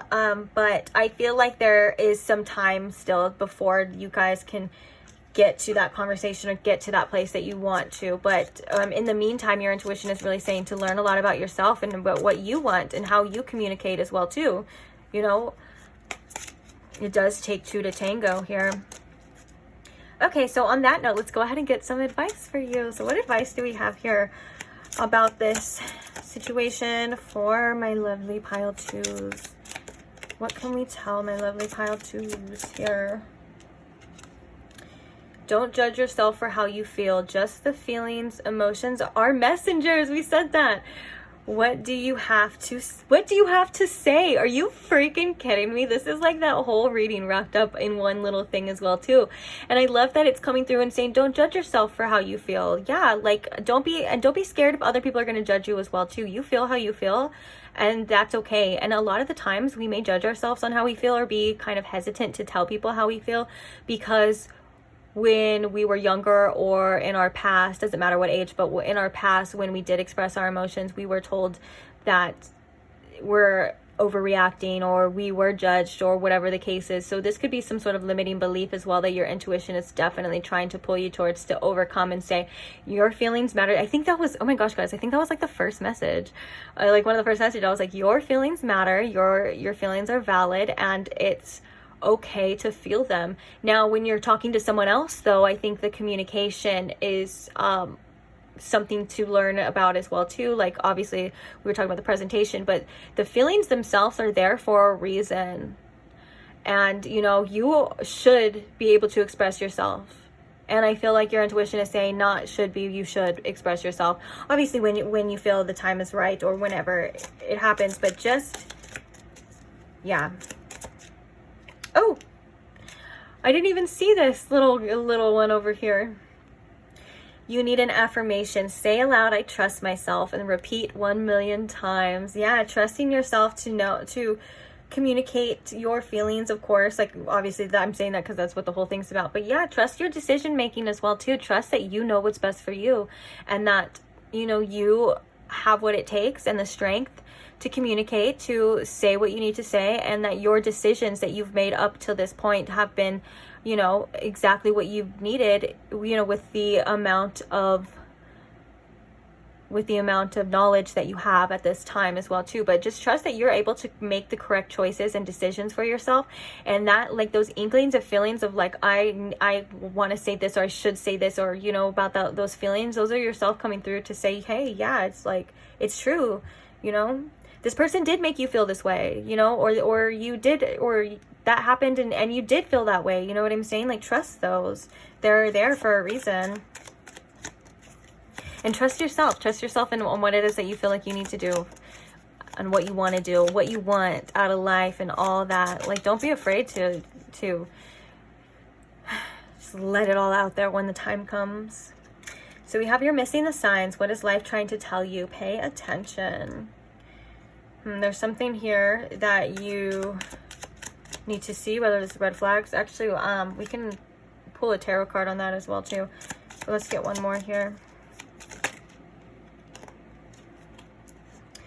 Your body, mind, heart equals your choice. Your life, your choice. But be mindful that your choices can affect others. Okay. And then we have, don't roll your eyes. Disrespect, microaggressions, and rudeness just piss people off. Keep your attitude in check. Okay, this is kind of like what we were talking about too. And it's not, I think, you know, this comes out a little sassier, but the way that we were talking about it earlier, and this really, you know, represents too that if you want someone to be open and honest and listen to you, you know, if you're coming from this place of anger or these like even microaggressions, and that's just because we are not expressing our feelings at times too. Like sometimes when we don't even know that we have an attitude, or we don't even know that we roll our eyes, and that's because we're feeling these things and we're not expressing them. And so with that being said, they're going to come out one way or another, whether that's through, you know, like sighs, or that's through like anger, or you know what I'm saying. And so to be more aware of like how you process things as well, and how you feel things too. But I'm hearing that, you know, also with this, your body, your mind, your heart, your choice. Of course, everything is your choice and it's your life, but the choices that you make, you know, affecting others, basically like, yeah, it's your choice, but just remember that it can have consequences as well too. And the consequence may be, you know, someone else not liking that, or someone else doing something because of that as well too. So just be mindful of that. Ooh, I love this too. We have time to step up, be a leader and a helper. That's kind of one of the main messages through this reading for you as well too, is really being that person that, like, almost like the bigger person, you know, and that makes you the leader. It really does. And we have the Six of Wands wanting to pop through as well too, because I saw it in the beginning when we were shuffling. What are these signs, Spirit, for pile 2?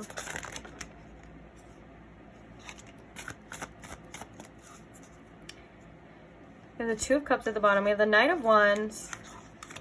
We have the Three of Cups. We have the Eight of Swords. And we have the Seven of Wands.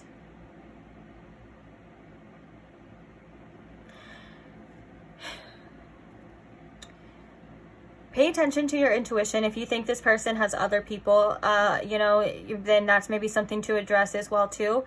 Also, there could, I feel like for some of you, there could be a third party situation, or the signs of whether this person is, or you know, I guess it kind of depends, but you know, the signs of like if this person is capable or not of being that person you need them to be. You may have to have strong boundaries here with the Seven of Wands. And I feel as though with this Three of Cups and this Eight of Swords and the Knight of Wands, there's a lot of hesitation. There's a lot of hesitation about this person and about like what their intentions are as well here too. And so, you know, the signs could be showing you exactly what their intentions are, and that could be different for all of you. I mean, that could mean something different for every single one of you as well too.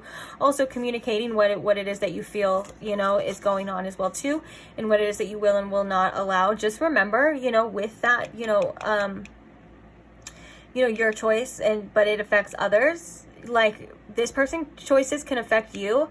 And remember that if there is something that is going against your communicated needs, your boundaries and things like that, if you feel like you have been betrayed in other ways, then you need to remember, you need to act accordingly to that. Because if you were to just ignore everything that you said, if you want anyone to take you seriously, or this person to take you seriously, you know, you kind of have to stick through and hold true to your boundaries and your guns. So if that was something that happened in the past for you guys, or in a situation, you know, you want to in the future rekindle this or whatever, you know, express that was something that happened in the past that you will no longer put up with, or that you will no longer allow. And then when they listen to that, or they do whatever they want and maybe do the opposite route, that's when your decision making is like, okay. Just as an example, I guess, maybe a very specific example, but for some of you, maybe this person has showed you a lot about themselves as well too, about what they're able to do at this time as well too. And that could be a significant sign that you are not kind of ignoring as well too. Just maybe just look at things as in like, this is what it is, not what it could be, what it should be, and then you'll get a clearer perspective here. So yeah. Okay, I think I'm going to leave this reading here though. Thank you so much if you stayed till the end. Just know I love you and I support you regardless of your decisions, because you deserve love and support regardless of your decisions. And I think that once we decide that we support ourselves regardless of our own decisions as well too, like that we're going to love ourselves like unconditionally regardless of what we choose, whether we're right or we're wrong, or we know what to do or we have no idea what we're doing, that's a powerful place of self-love to be in as well too. And that's kind of just all we really want in life too from ourselves, is to just be accepted, like to know that even if we do make mistakes, or to know that even if something happens or goes wrong, that we still love and accept ourselves anyways. That's a powerful place to be. So I love you. I accept you for who you are as a person. And I want to thank you for staying here till the end and hearing me babble on about all my stuff and your stuff and all the stuff. So thank you so much. Thank you to anyone who likes, comments, subscribes, you know, supports the channel in any type of way. Thank you so much. I'm so grateful for you. And I can't wait to read for you guys again, and just know that you'll be okay. You got this. And yeah, that's it. Thank you so much, guys. I'll see you in the next pick a card. Bye. Hi Pile 3 and welcome to your reading. If you chose the Labradorite Palm Stone or if you chose the Star Seeker Tarot deck, either way, whichever you chose, welcome to your reading. So today we are looking at what your intuition is trying to tell you about this person. So I'm going to start off here with just the pre-shuffled oracle cards. We're going to take a look to kind of get the overall energy, the overall message of what your intuition or message is, of what your intuition has been trying to tell you about this person. Then we are going to be using the tarot deck here to clarify, get a deeper insight, or anything else we may need to know about what your intuition is trying to say. Then we're going to be pulling some channeled messages on the other person's behalf, you know, coming from that other person, and then we are going to be getting some advice for you. So that is the reading. Let's go ahead and get into it. I'm just gonna set this. You guys got a lot of oracles come out and I felt called to keep them all, so I'm gonna try to make this try to make it fit, I guess, as much as possible. Specifically with this card, these cards, you got a lot of these cards. These are just regular. So let's go ahead and actually I'll find a spot for those. Let's do the big ones first. So the first card we have is the Networker. The next card we have is Kathumi with Cloak of Wisdom. You already know the answers you seek. Trust what you know. I'm really drawn to this Ouroboros right here as well too. All right, we also have Solitude, number 9, which is the number of the Hermit. And then we have Authority coming in reverse, which is the number 4 of Security and the Emperor. Okay, so let's go ahead and see these cards now. Well, the first card we have is the Last Straw with number 10. The next card we have is the Life of the Party with number 29. Let's see. I think I could fit these on the side. No, I'm better off just putting them right here, I think. Okay, and then we have the Tower with the number 36. Interesting.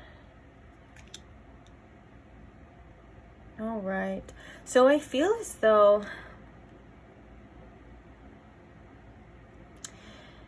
this pile specifically, the first thing their intuition is trying to get them to do is to kind of quiet down with this. I feel like there's a lot of noise, or was a lot of noise around you, whether that's just mental energy or physically, like other people, and I feel like your intuition is trying to lead you to kind of into a quieter, more secluded space, like whether that's just, you know, centering yourself or actually literally going to a quiet space to really hear yourself and hear this inner wisdom, because there's a lot of messages here of you already know what's going on.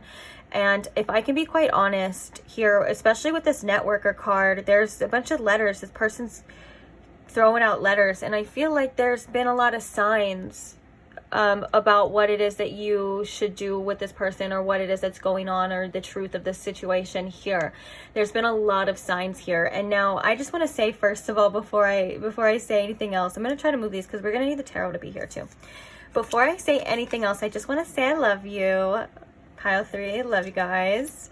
But there is an energy here with this Life of the Party of being in denial and possibly holding on to things, especially with this Tower, after you know, maybe the foundations and things are trying to crumble. I feel like your intuition is telling you here that it's okay to let things fall apart. It's okay to release certain energies, and it's okay to I think there's an energy, it's okay to be upset as well too.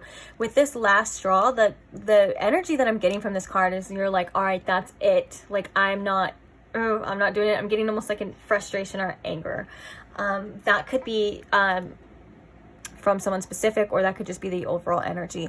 But what I really want to say is with this Last Straw, I feel like there was something significant, or something that had happened, or maybe something that you heard. It could have been a message, whether that was a message that was quite literally physical, like, you know, text or a message, or something that you've seen, or it's just a message being conveyed to you in a certain way that has really kind of sparked this tower moment here within you and within this connection. Now your intuition is coming through to say that you already know what it is. You already know the answers that you think. You already know what to do.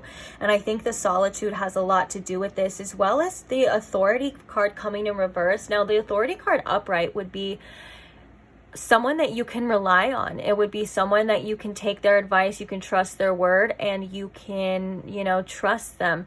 And I think with the authority card coming in reverse here, I feel like your intuition has been trying to tell you that there's something off here, that there's an energy here that's you're not trusting, or you're not able to trust as well too, because it's also the Emperor card, which is coming through as distorted masculinity, which means that I feel like, you know, when you think of the divine masculine, it's a go-getter, it's also a protector, a provider, and things like that. And I feel as though it's not in the correct energy right here for this, and for this specific reason, whether this is your divine masculine energy, like within, like it's off balance, or it's just coming from the person or the situation here.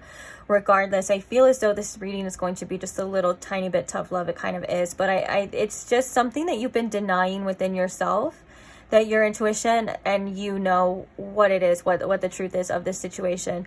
I feel like some alone time with this solitude would be good for you, and I feel like it would let you really see things for what they are, because sometimes when we're around other people and other things a little bit too much, we get influenced by their energy and by their words and what they say and what they do and things like that. And I think this is, your intuition is really telling you to take some time for yourself, alone time, and really, you know, go within and find the answers or the reasons why you feel certain ways, or why maybe you're not wanting to let something go here, or why you may be in, you know, denial. I feel like with the life of the party, this is talking about a situation where you've kind of been through a lot has happened, and you know, you have this almost undying hope and this undying optimistic energy, but almost to the point where it is a little bit clouded, it is a little bit in denial. Now, I'm not talking about the far future, like years to come, like with this situation or with this person. I'm only talking about what I'm seeing right now, and I think right now it is a time for you to really assess all of the things that have happened, all of the things that have done, all of the signs, all of the messages, and really allow it to show you the truth of this situation, like almost like putting pieces of puzzles together. And with this Tower card here as well too, it does feel like there's been a lot that you have worked for, and maybe even this person as well too, or a lot of energy, things that you put in to this situation that seems to be kind of falling apart, and there may be a want of holding on and not wanting to fully let go. But I feel like there's a divine purpose for fully letting go here. And of course, you know, your intuition isn't trying to hurt you or steer you into a scenario that is going to screw you over. I feel like your intuition is trying to allow you to let go so you can rebuild. And the fact that we have the number 4, which is the number coming in reverse as well too, which is the number of stability, it is the number of security, it is the number 4 is the number of foundations. We have it in reverse as well too. So there's something here about the foundations that this whole situation was set on or connected to that wasn't able to uphold the standards that you wanted for this situation yourself. And I feel so bad giving you this tough love, but you know, I just try to be as real as possible. And we're going to see a little bit more as well too. It may not be as drastic as it seems, but for some of you, I'm kind of feeling that it is. I'm getting a very fear energy in my heart chakra, and almost like a jerking sensation, like a pulling on it, like no, like I don't want this to be the case. I don't want this to happen. And of course you don't. And that's understandable as well too, you know, to feel your feelings as well. But then I was really drawn to this is it Ouroboros or Ouroboros? I can't remember, but you know what I'm talking about. This serpent that is eating its own tail, and it represents, you know, the cycles of life. And I think, you know, that you have this awareness that your intuition is telling you and is trying to show you. And I feel like for a lot of you, this is more confirmation. I don't think this is anything new, you know what I'm saying? But there's an awareness here of certain cycles that you may have been for a while watching yourself and repeat in this situation, or this person repeat in this situation. And you know, with hopeful eyes, you know, and wanting the best for you and for them and for the best outcome. And that's why I just wanted to say I love you and bless your heart. I love you. But I think right now there's almost a need of acceptance here, that would be good. It's good for your soul at this time is what I'm hearing. Okay, let's go ahead and see. What can you tell us about this? Did I already shuffle this deck in the beginning? Yeah, I did. Okay. What can you tell us about the Authority card here coming in reverse?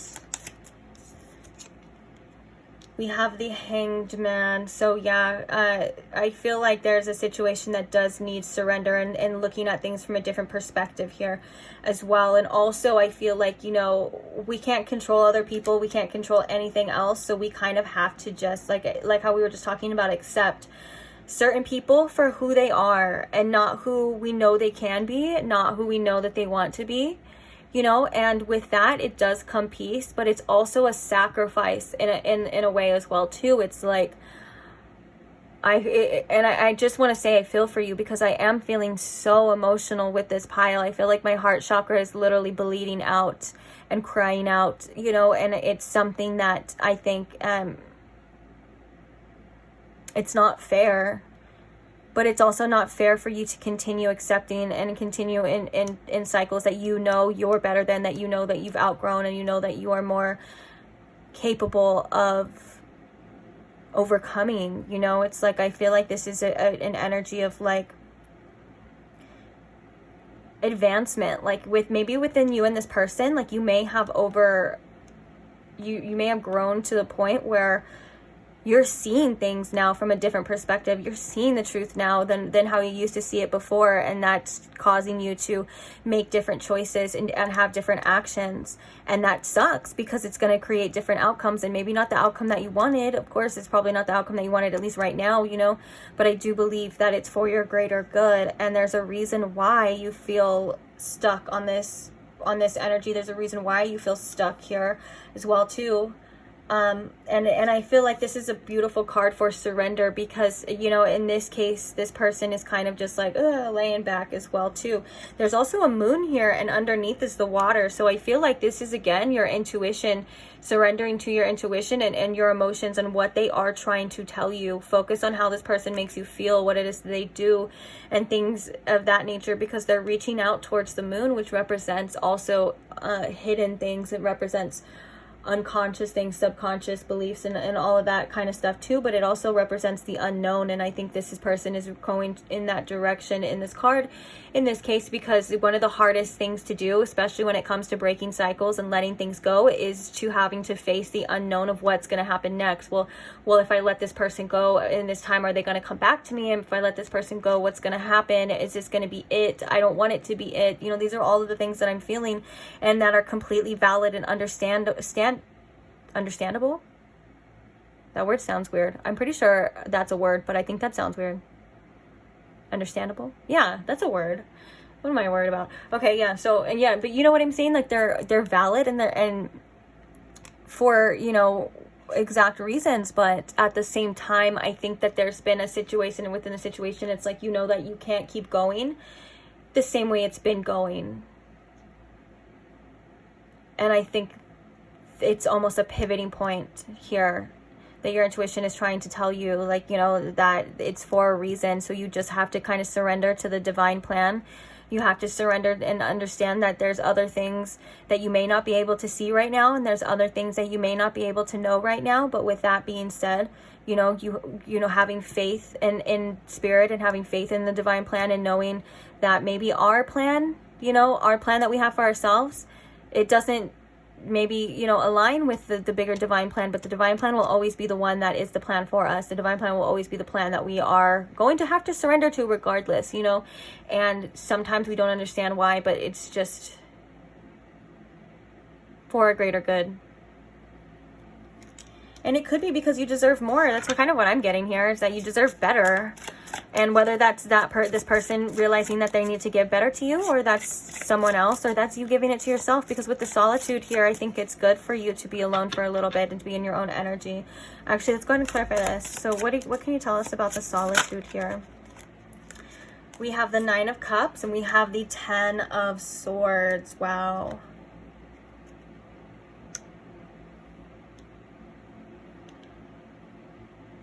Ten of Swords is again kind of, you know, really facing those deep wounds that we kind of have within ourselves that we carry around with us, and healing. I feel like this is a wonderful healing energy, because the fact that the Nine of Cups is coming out is saying that you being in your own energy right now is going to bring you significant fulfillment. It's going to make you realize what it is that you want. You know, and I feel like it's almost like with this Ten of Swords and this Nine of Cups for you specifically, it's only up from here.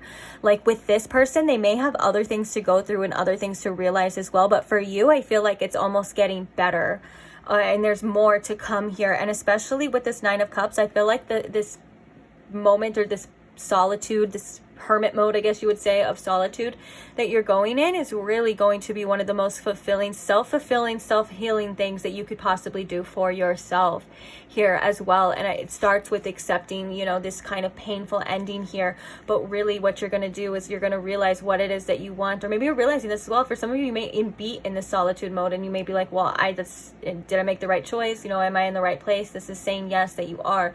It's not saying that it's not ever going to hurt with this Ten of Swords. It's not saying that, you know, there's never going to be a time where you're going to feel this energy, you're going to miss this person. No, but the best thing for you right now is being in your own energy and really figuring out what it is that you want and fulfilling your own needs and your own self. I feel like, you know, once you're able to fulfill your own desires, fulfill your own cup, you know, be okay on your own, and you don't need anyone else, then you won't ever, ever, ever accept anything less than anything that enhances your life because of that. You know, once you get to a place where you're so good on your own and you're happy on your own and everything's okay, then you are not going to allow someone into your life that's going to cause you stress. It's going to cause you to backtrack. That's going to cause you, you know, anything that destroys your peace.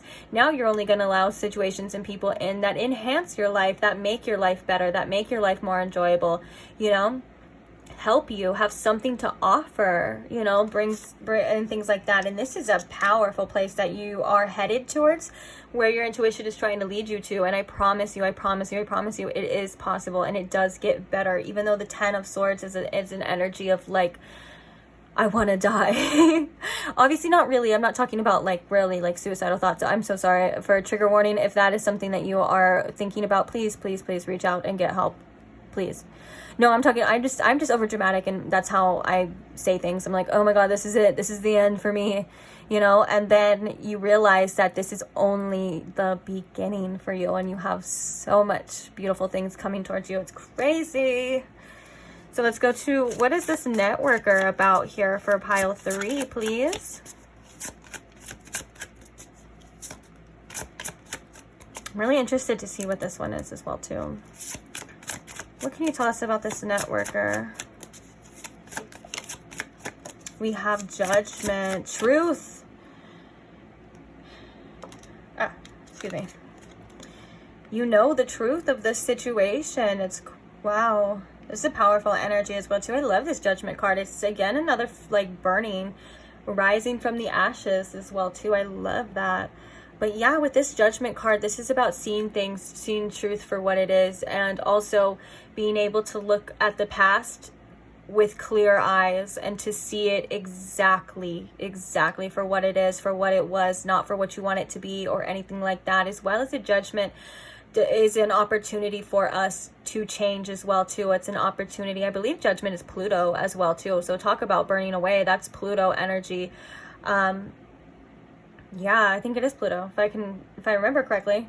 Sometimes I get them, you know, mixed up, especially when I'm doing readings all day. You know, you get the gist. But yeah, but this is like complete transformative energy, and the Judgment can also come as a wake up call for us. And I think that's kind of what happened here with this pile, is there was a situation that had this huge eye-opening experience, whether that's through just one specific thing or just multiple things, or maybe you just woke up one day and you just realized there's something, you know. Sometimes that happens as well too when we grow and we advance in our own, you know, journeys and our own awareness.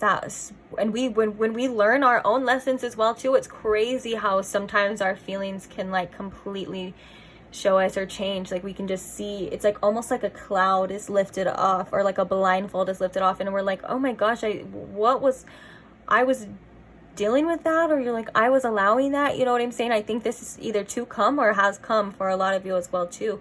But it's also a time for us to look back on our past with compassion and realize, you know, what it is that we need to change as well too. So, and what I mean by what we need to change is what we allow. You know, if we go through certain experiences that we don't like, the Judgment card comes kind of at the end of that experience as like, okay, as like an overview. You know, it's like you can analyze this now. What can you do differently? What can you see that you can do differently now, so you don't have to go through that again, or so that you've learned and you overcome this in the future, or you know, and things like that. Definitely a learning experience here for this pile. It's very heavy energy, but very powerful energy. It's not even heavy in the point where I feel like there's a weight. It's like, whew, like powerful. Like I'm gonna need to ground after this pile. Almost like it's power. This is about you probably stepping into your inner power as well too. Oops, where the heck did that card go now? Excuse me. Okay, so at the bottom of the deck we have the Six of Cups, and oh, it's over here. It was like behind me. So we have the World, which is the kind of that energy of this Ouroboros here for this card as well too. And this is about, you know the answers that you seek, trust in the wisdom that you know. This is about you having a completely different perspective now, seeing something for what it is, as well as this represents cycles. And I think this is really into that point I was talking about of once you kind of advance, you see a cycle kind of repeating. And that's why I've said before, like when going on a journey of self-awareness, it's such a bittersweet and it's such a like gift and curse at the same time, because when we're in the process of you know, bringing awareness to our habits, our patterns, why we do the things that we do, if you bring awareness to a pattern and are still repeating it, oh my gosh, that's one of the like most annoying, worst things like to go through, because it's like you have this judgment, and I'm not talking about self-judgment, but you have this judgment of like, I know better, but then you're like, why did I do that? Why, you know what I'm saying? And it's all for us to learn more about ourselves as well too, and there's nothing like really wrong with it. Of course, it's just processes, but like I said, like it forces us to have to change. It forces us to, it's like, you know, that phrase, if you knew better, you do better. That's exactly what it is. So you have to do better. And sometimes we don't want to do better. Sometimes we're like, I don't want to do that. But like the awareness, like it's like this never ending, like always there in the back of your mind, like haunting you until you do something about it. It's crazy. But then we have the Six of Cups at the bottom too. So past experiences have shown you exactly like what it is that you feel like you've needed to see, and I feel like it's like you have all the information now that you need, and your intuition is telling you it's time to, you know, do it. It's time to act on it. All right, so I'm gonna kind of group these in together, and so let's get a card for these last three, and then we're gonna get some channeled messages for you. So we have the Three of Cups. We have the Six of Cups coming out again. We have the Seven of Wands. Okay, so we have the Three of Cups, which could indicate a third-party situation. But also, if that doesn't resonate for you, because bottom of the deck, we have the Tower coming out twice. Okay, yeah. So a huge shift, a drastic change, almost feels like with this Tower, it almost feels like it was shocking for some of you, or maybe it's just the fact of like it happening, you know, but it feels like there was something that kind of hit this connection or hit this situation in a way that was not obviously beneficial. So this Three of Cups could indicate, you know, third-party situations. It could indicate this person maybe still being in some sort of player ways. But then we have the Six of Cups at the bottom of the deck too. So this is like nostalgic past energy. This could have been a person from this person's past, or this could be, you know, indication that, never mind, we'll talk about that right now. But the Seven of Wands is about you protecting yourself, whether this is setting boundaries or just standing up for yourself, whether that's through your actions. You know, this is about you really having to put that protection up. for yourself. Now, the other message that I was going to say with this Three of Cups, if, you know, that wasn't the case, or it could be the case for both of you. I mean, for both, I'm not both of you, both of the situations as well, too. The Three of Cups could also be saying, you know, notice how you're feeling when you're around this person. Like, if it's not, you know, if it's not fun anymore, or like if this situation just doesn't feel good to you anymore as well, too, or you're constantly like trying to, you know, you want to be in a place of joy and, you know, friendship and getting along and all that stuff too, and it just seems to be impossible, you know, that's another sign from the universe and from your intuition that this isn't, you know, something has to change here as well too. And I feel like there's, in the past, there was this beautiful connection right here at the Six of Cups. There was this beautiful unity between you and this person where everything seemed good. And I think that holding on to that is probably the last of it, you know, that you're still kind of holding on to. Like, I just want to go back to how it was. I just want to go back to how everything was before all this happened. And I understand that, and I know that that's something that is so valid to feel, especially when you were happy, or especially when you had what you wanted.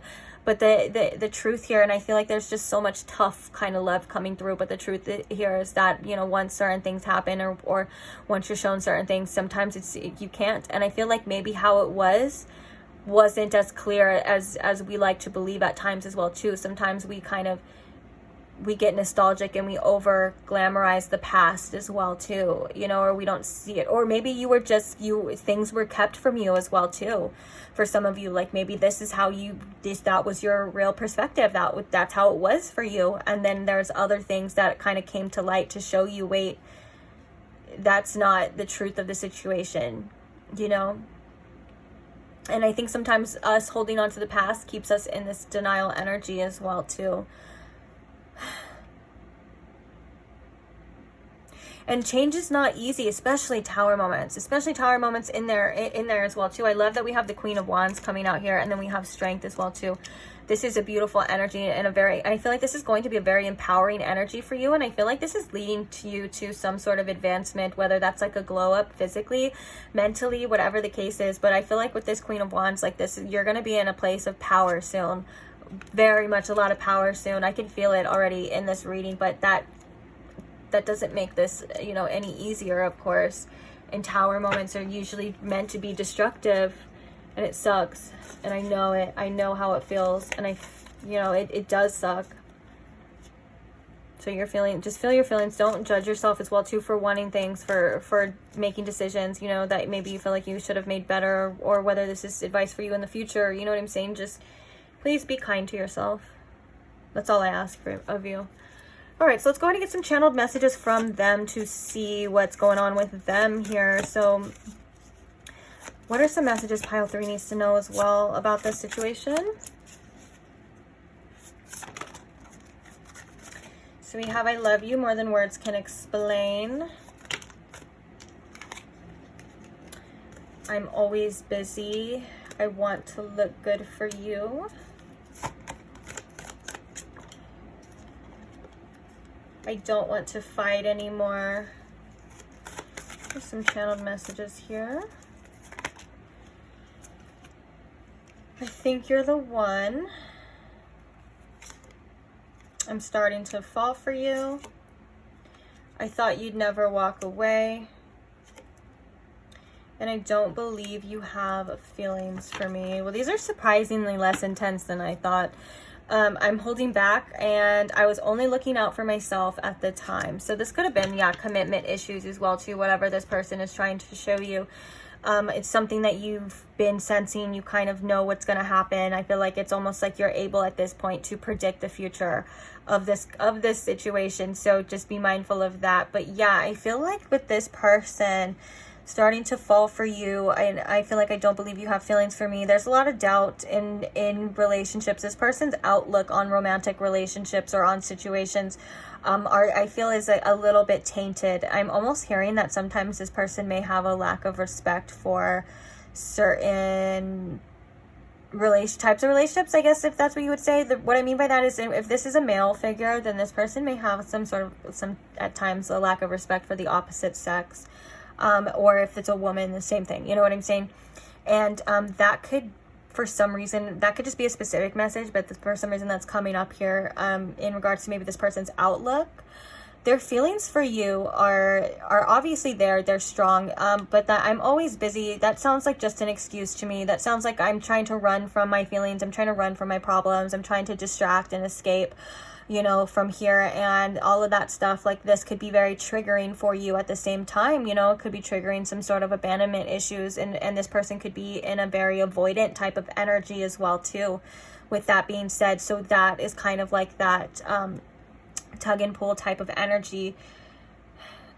It's like, I feel like this, I don't want to fight anymore, and I love you more than words can explain. Is this person just wanting to kind of get over this hump with you, get over this, but I don't think that there's enough accountability here, if I can be quite honest, for accountability for change and accountability for what they make you feel, or what they have put you through, or whatever the case is, you know what I'm saying? I feel like there's not enough of that, which may be, again, another repeated cycle as well. But I feel like this person is really places a lot of importance on external values, on wanting to look good and wanting to feel good, maybe external values on people around them as well too.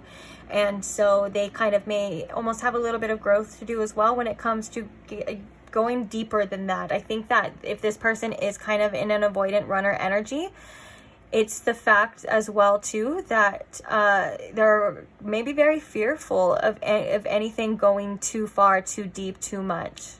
And that can hold them back as well too, which in your case would mean that you wouldn't be getting where you know you need to go.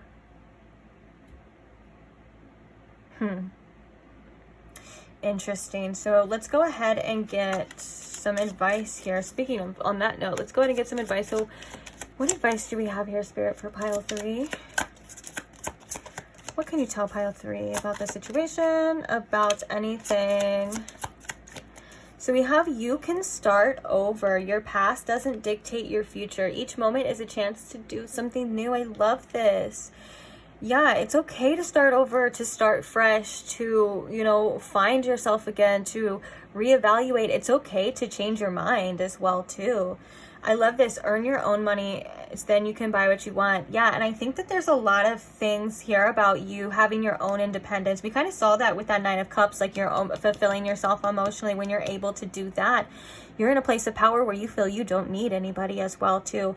But I think this is really about, like, just because you put so much time and effort and things into the past doesn't mean that you have to be a slave to, or you have to be, not even a slave, like you have to be loyal to that as well too. You know, like, you can change your mind, you can go a different direction.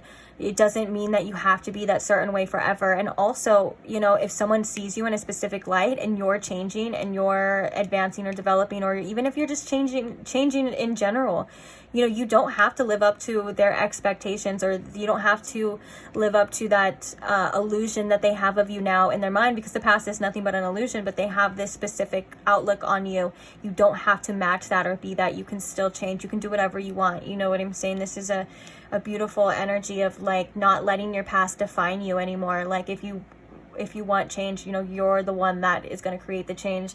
And if, you know, people don't go along with you, or they don't get with the program, then they can get gone. Get ghost. So we have your grumpy. I get this card.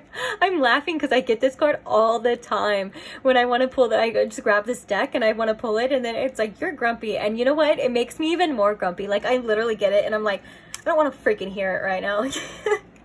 That's why I'm laughing, because I have like a emotional connection to this card. But let's go ahead and see on your side. Drink water, eat something, take a shower, go to sleep. This will look different when you wake up. Ooh, this is good advice too when you're feeling you know, overwhelmed, or you're feeling a certain way, or maybe if you've been feeling depressed, or you've been, like, you know, kind of stuck in the same place all day, like whether that's your bed or just feeling overthinking, over analyzing this energy. I feel like this is a good message for you to you know, get up and shower, or do something, or go for a walk. Just do something, you know, to kind of get your mind off of it. Like, if that makes sense, like to kind of just wash away the energy, like even, you know, working out or something, because I'm feeling and I'm sensing that there's a lot of energy around you that just may need to be cleared out. So maybe do a smoke cleanse, or, you know, ask your spirit team to clear your energy as well too. Anything of that nature to kind of just, I feel like it's like you're surrounded by this smoky energy that just needs to be kind of just like blown away, you know, and to almost get out of your own head a little bit, and you may feel a little better, feel a little bit better as well too. Also take care of yourself with the drinking water and eating right, and sleeping and stuff like that. Like, you know, focus on yourself right now as well too, and your needs. Don't forget to take care of yourself. You're the first, you're your number one always, regardless. So we have, okay, so we have this one, which so you have a lot to learn. Go back to studying. This one comes out for me all the time, but that's okay, because we are the eternal student. We come to this earth to really learn. That's all we really, like, well, that's not all, but you know what I'm saying? That's one of the biggest things, is to learn, to explore and things like that. So there's nothing wrong with, you know, learning. And I think this is about learning from experiences, and, you know, allowing yourself to remember, you know, that you are that student, and it's okay to sit back into that student seat. Sometimes our egos tell us like, oh, we know this already, or we know how that's gonna go, we know blah, blah, blah, you know what I'm saying? And this is about saying, like, you know, kind of be open to learning, seeing things almost from like a fresh perspective as well too, is what I'm getting with this. But this one sounds kind of messed up. Check your biases and prejudices. Respect others' cultures, abilities, and ways of living. Now, I don't think that this message is really about that. What my energy and my, you know, my intuitive energy is really directed towards is this part right here. It's not everyone is like you. And I think that is something that sometimes it is hard to learn, that not everyone is like you, that not everyone is able to see things the way that you see things, and not everyone is able to understand things the way that you understand things. And I feel like it's almost like not everyone is like you, as in like not everyone is as honest as you, not everyone is as sometimes like as is capable of loving the way that you do, and things like that. You know, I really believe I really believe that. And sometimes we have to just accept people for who they are right now. And like, I think that came up before too, like not what they show you, not what they can be. Sometimes, you know, it sucks, but not even what they say. You know, we have to accept people for who they are and what they're showing us and what they're giving us at this point in time. And then the bottom, it says, your body kept you alive today. Don't obsess about imperfections. Love yourself unconditionally. You are so beautiful, regardless of how you think that you look, regardless of anything like that. You know, again, like with this, I want to look good for you. This person could be the type to care a lot about that. That could have had some sort of effect on your self-esteem. Like if you ever feel like you need to look or be a certain type of way for anyone else other than yourself, that's a red flag, and that's a message right there as well too. Because, you know, someone who truly loves you, and someone who truly will respect you and want to be with you, loves you regardless of how you look. And I know that sounds so cheesy, and sometimes to us that sounds unbelievable, but trust me, it is true. They will accept you just the way that you are. And whether or not this is that other person or this is yourself, self-acceptance is one of the most important things that we actually do need to learn, because we get insecure with other people's judgments because we don't accept ourselves. We judge ourselves. And that's something that self-acceptance really helps with, like, you know, with body image and things like that.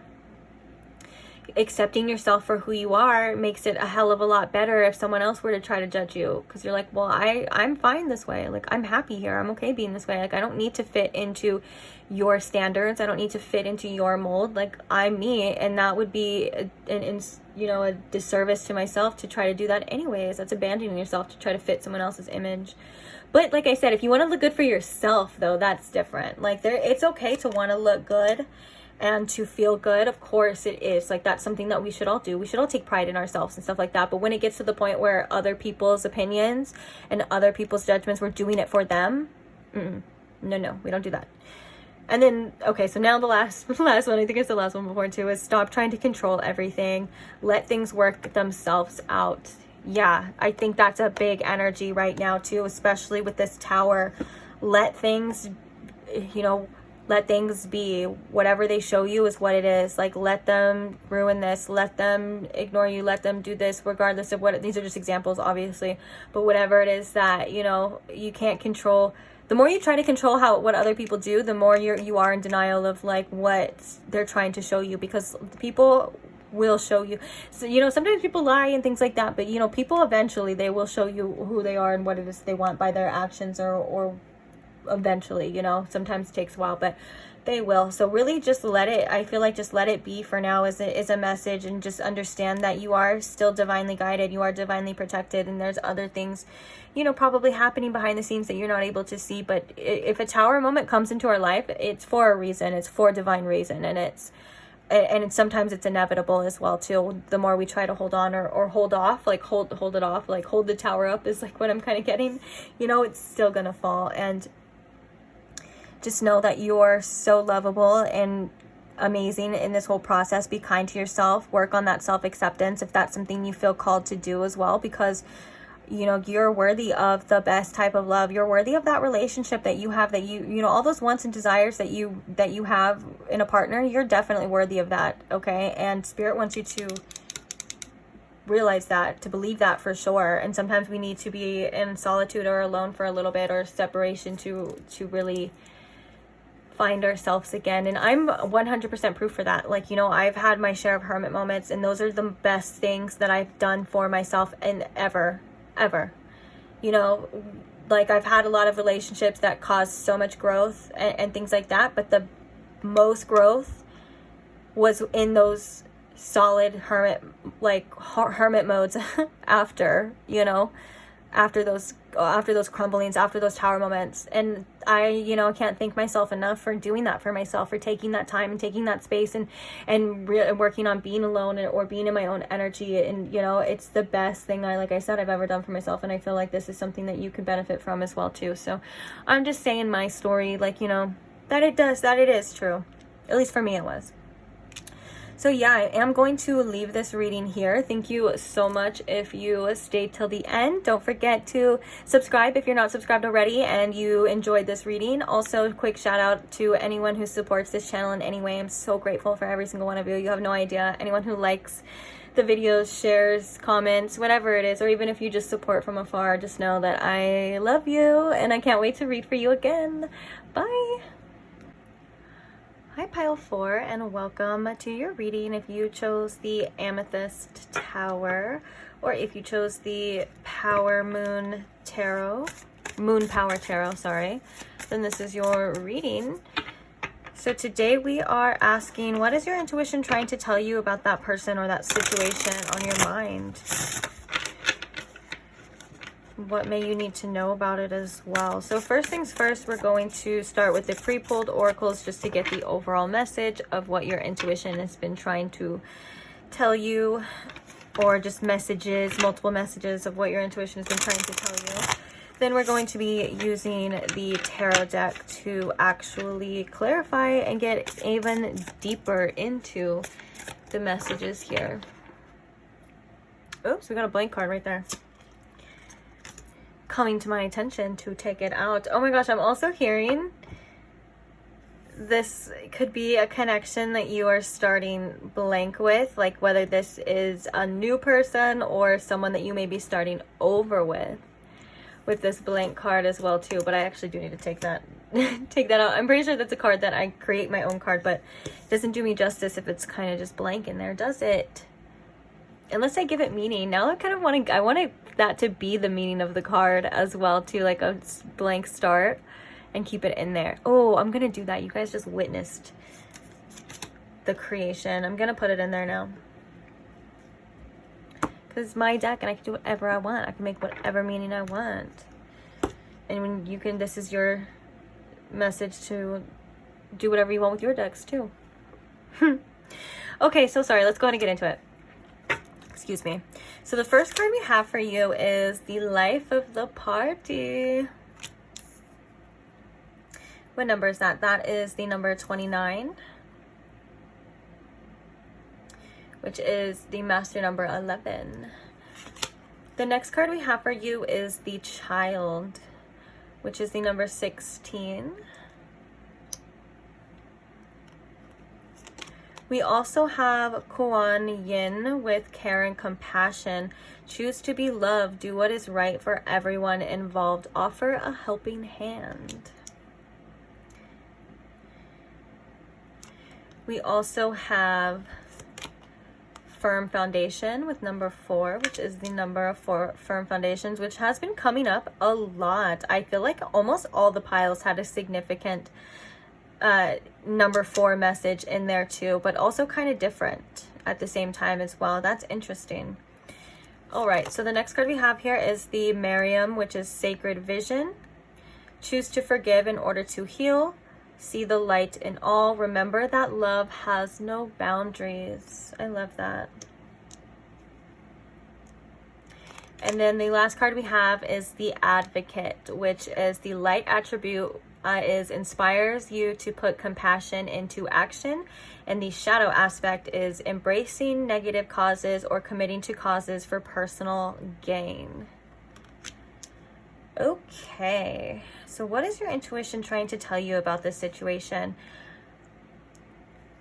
I feel as though this is a pile that has been through their fair share of karmic situations, karmic relationships, or maybe if not, we don't even have to say karmic, just situations and relationships that you have learned a lot from and gained a lot of wisdom.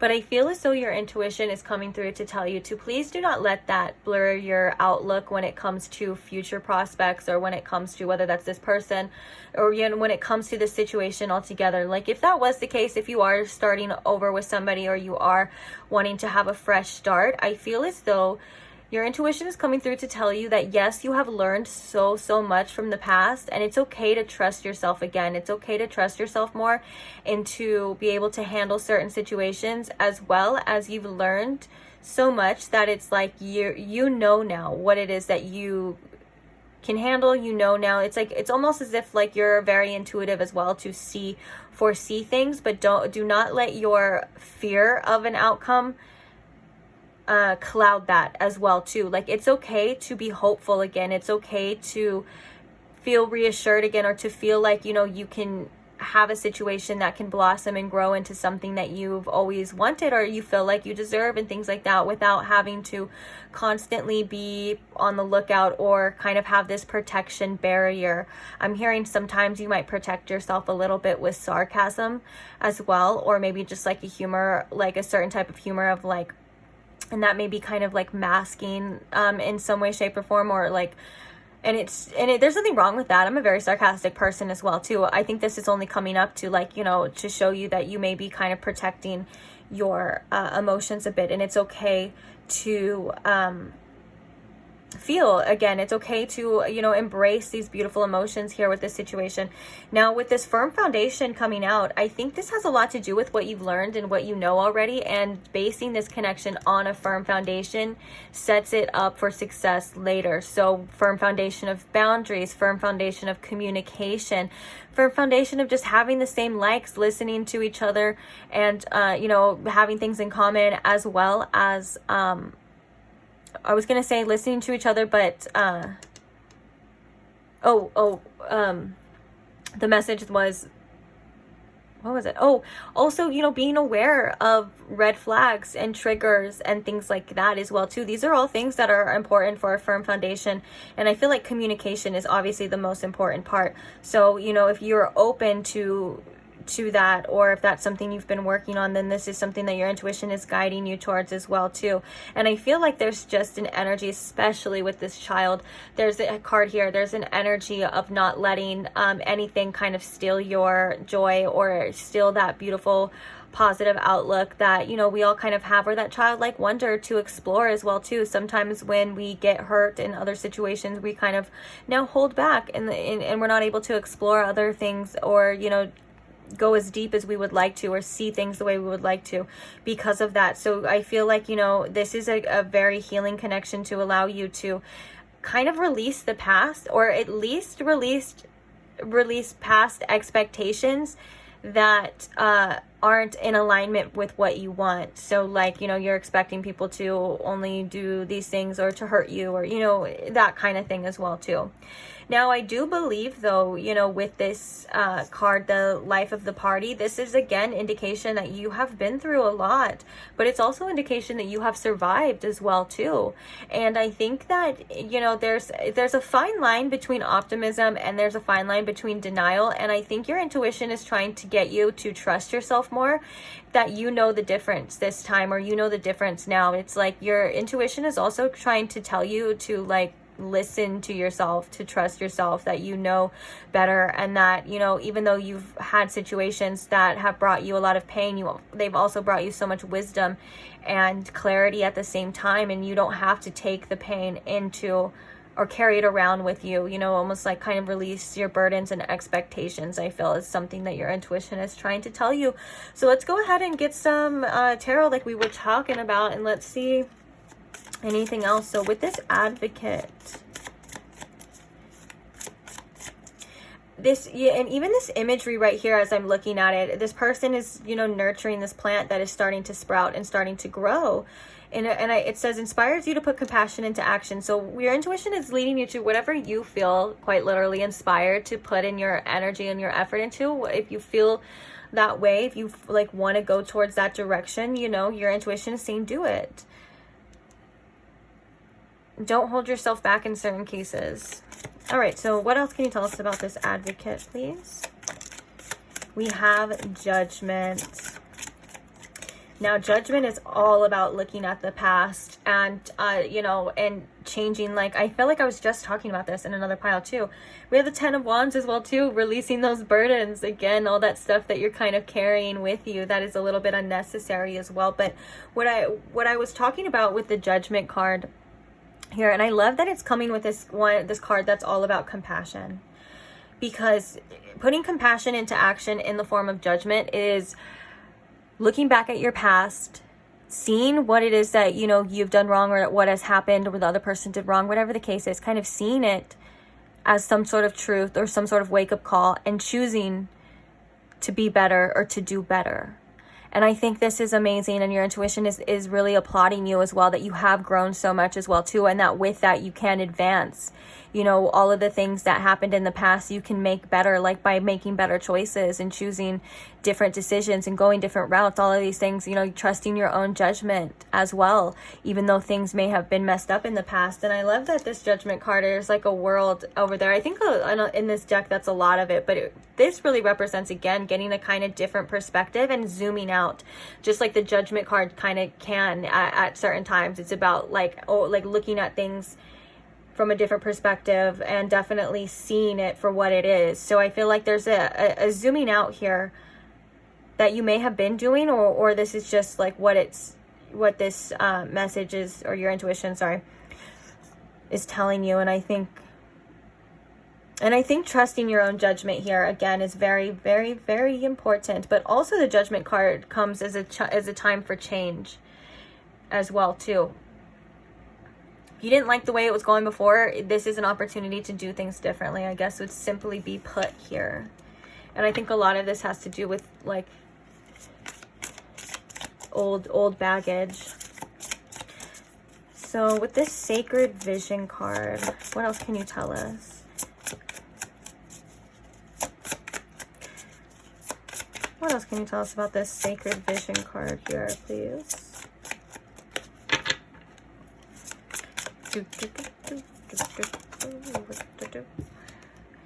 We have the Devil.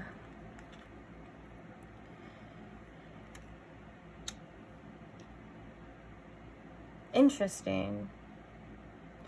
Okay, so this makes sense because it is literally called Sacred Vision.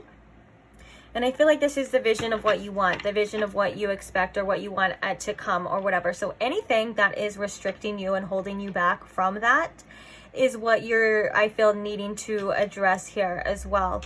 Also, this is about not falling back, I feel, into temptation. This could be old ways or maybe even certain specific people for some of you. But I really do believe, like the Devil card is saying, you know, that there's there were cycles that were holding you back, and now it's time to break free and kind of overcome those things as well. Like, you have something that you want, you have a plan in mind that you want, and you're, you know. And I love how it says, remember that love has no boundaries. And then the Devil card is all about feeling restricted, feeling bound, to, you know, feeling succumb to our circumstances as well too. And I think this is a very healing energy coming through for you, that your intuition is trying to point you towards, to kind of not let yourself, you know, be so restricted in your, either your ideas or even in your vision of what it is that you feel you can have, or what it is that you feel like this. Even like regardless, I feel like your intuition is saying, like, regardless of how this situation is going to work out or play out, you know, it's still okay to be like optimistic, or it's still okay to, you know, play your part, as long as you communicated your needs or played your role. You know, you did the best that you can. And I think that there's still so much to learn, of course, but I feel like you've learned so much already that it's time to put those lessons into action now. So what is this firm foundation about? What can you tell us about this firm foundation?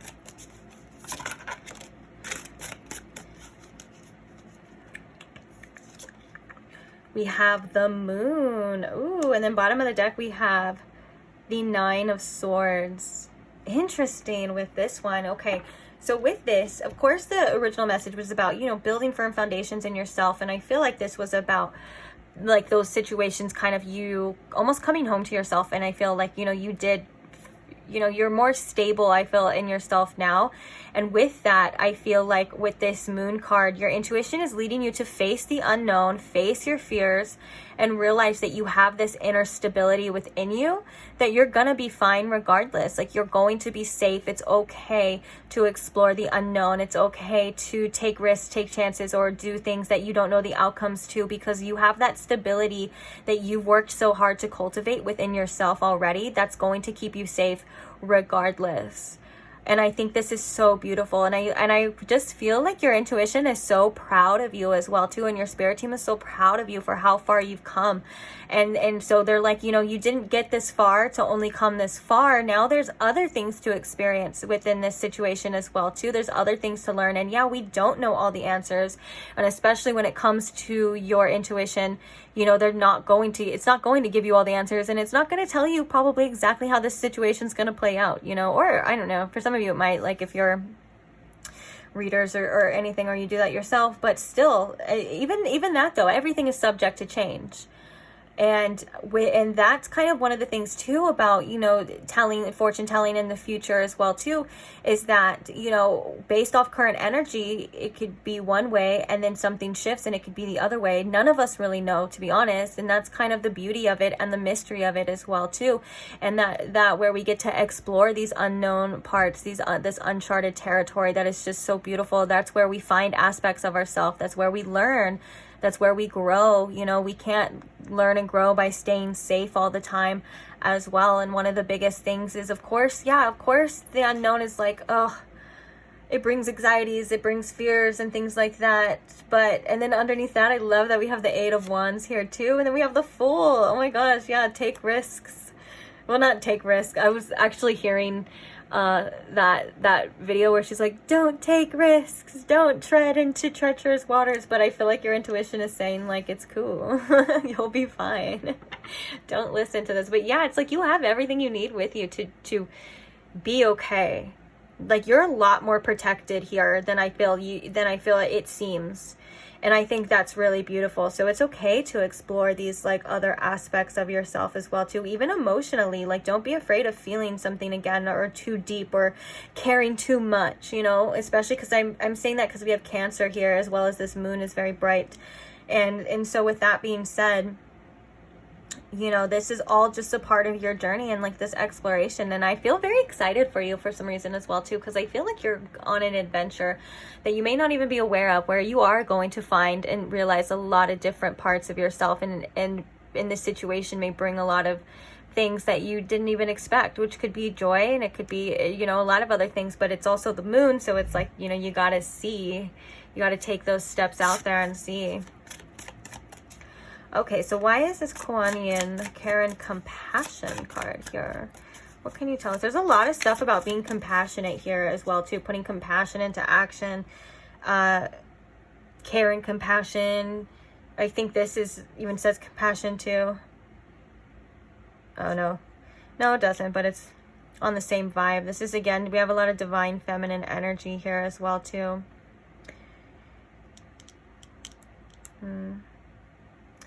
Oh, I just realized we had all, I just barely realized right now, these are all 3 major arcana cards coming out for you as well too.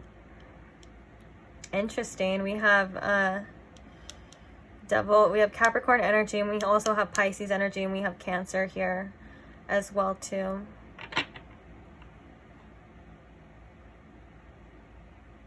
And I think the Judgment card, I believe, is Pluto energy. And so that can be Scorpio energy as well too. Okay, but let's go ahead and move on and let's see. So why is this Care and Compassion card? What else can you tell us about this Care and Compassion card, please? Oops, I just dropped a channeled message, but from another deck, but it's okay. We'll worry about that later. So we have the Knight of Wands. And we have the 7 of Pentacles. This is really about where you feel inspired. I feel like where your energy's going as well too. Now, I want to clarify this a little bit more as well. So, because bottom of the deck now we have the Ace of Cups. I feel like the Knight of Wands could also have specified a specific person. Let me see. So we have choose to be loved, do what is right for everyone involved, offer a helping hand. We also have the 7 of Pentacles, which is about growth as well too. And then we have the Knight of Wands. Yeah, okay. So, you know, I feel like this is about you almost rising above. And there's so much growth that you, like I said before, you've gone through. But I almost want to clarify this Knight of Wands, because I feel like there's like multiple different messages pulling at me with this. But I want to be specific because I don't think all of them are right, if that makes sense. So let's go ahead and see. So why is this, can you clarify this Knight of Wands for this Kuan Yin Care and Compassion card?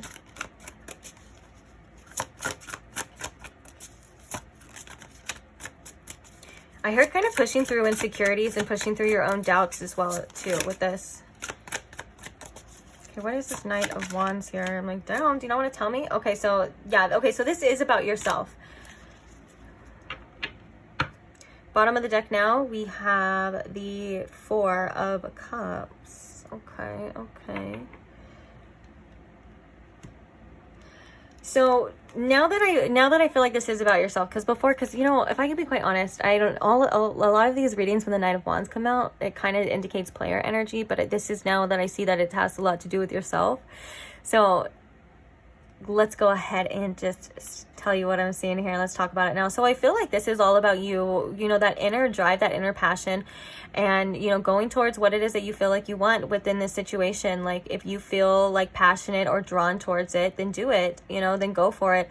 The 7 of Pentacles can indicate doubt, though, a lot of doubt of like, okay, well, I don't know, I'm putting a lot of time and energy into this, you know, as well, and now I don't know what's going to happen, and that's natural. That's kind of like that Moon card here as well too. But I feel like the Hermit is saying that you have the wisdom and the tools, the inner wisdom to navigate, to guide yourself through, and also find that care and compassion inside for yourself as well too.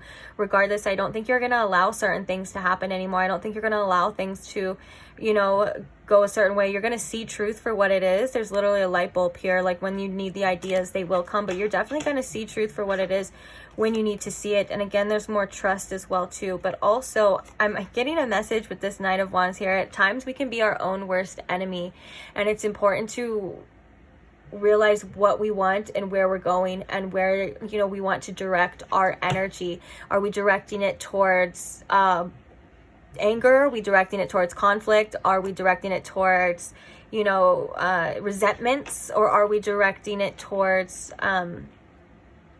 you know, like care, compassion, love, what it is that we want, the outcome, you know, that we want in ourselves when we get faced with this kind of time, this, you know, this resting time, which this card also indicates patience as well too, having patience with yourself and taking your time, because with certain things. But when you do realize and figure out what it is that you want from the situation and things like that, you know, you'll know, and be honest with yourself as well, because the most caring and compassionate thing you can do for yourself and for others is be 100% real and 100% authentic and 100% honest. I think this is something that you've learned that you didn't like when other people played games with you, and so there's a message here too, to not play games with other people here. Treat people the way that you want to be treated. And I'm not saying you're a bad person, or maybe even saying you would do that. It's just sometimes we do that as a way of self-protecting as well too here. So yeah, interesting messages today for you guys. So let's go ahead and clarify these cards. So why is this life of the party here? What does pile 4 need to know about what their intuition is trying to tell them about this life of the party here? And then let's go ahead and get this. What's this child card about?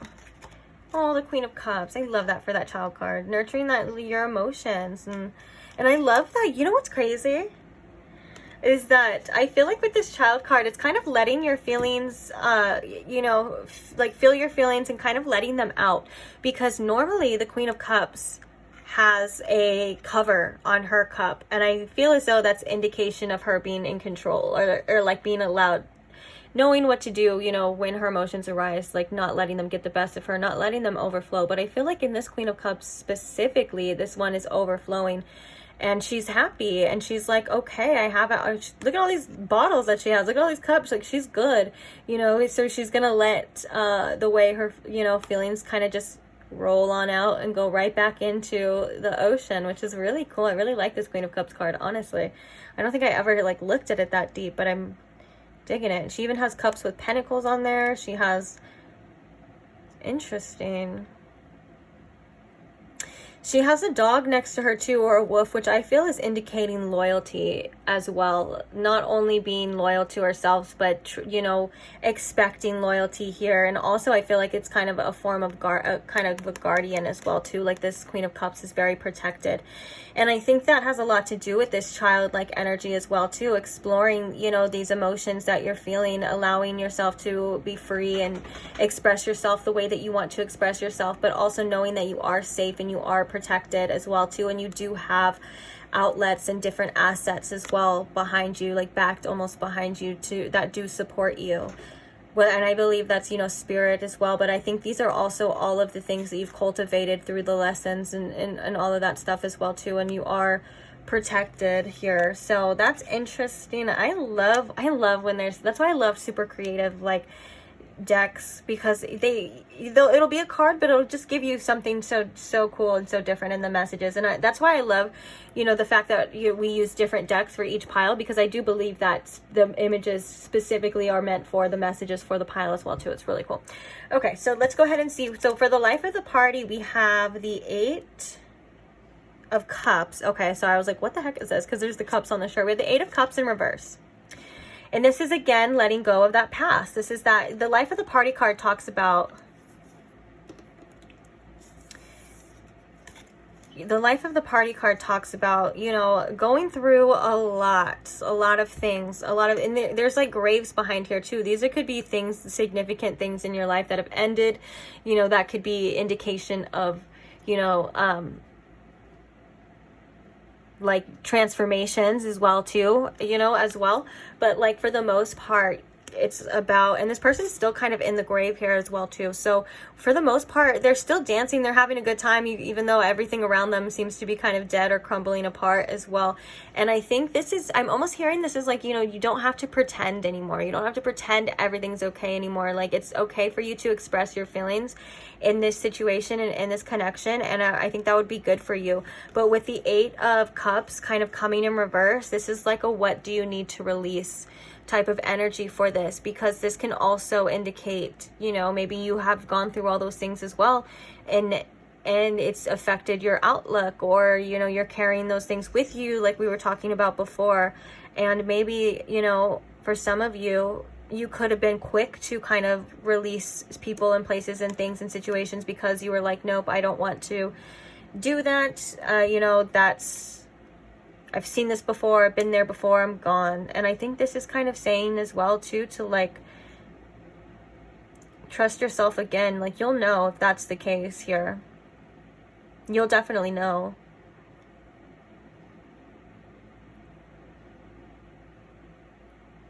And I think you're kind of almost like you don't want to be a little too naive here in this situation. Like you may be scared that you may be a little bit foolish or a little naive as well with this situation. Like, oh, am I being too optimistic about this and stuff? And if so, like, if so, then like whatever, you know. I think that there's a need to kind of, with this life of the party, maybe loosen up a little bit, have a little bit more fun as well too, and not put so much pressure on yourself. And we look underneath here, we have the Tower card. We have the Tower card coming through now, which kind of says anything, it's kind of telling that anything that's like not meant to be here for you is going to burn away regardless. You can't, you know, you can't really control that as well, but you can, you know, do your best. I feel like in exploring, even if this was a situation before that like really you feel was something that, you know, wrecked you and stuff, I feel like this is about you rebuilding, because it's interesting that the Tower comes through and wrecks anything that's not on a firm foundation, and then we have the heart of your reading, the firm foundation, about you building a firm foundation. So as long as you have these firm foundations, you will be okay. But let's go ahead and get into the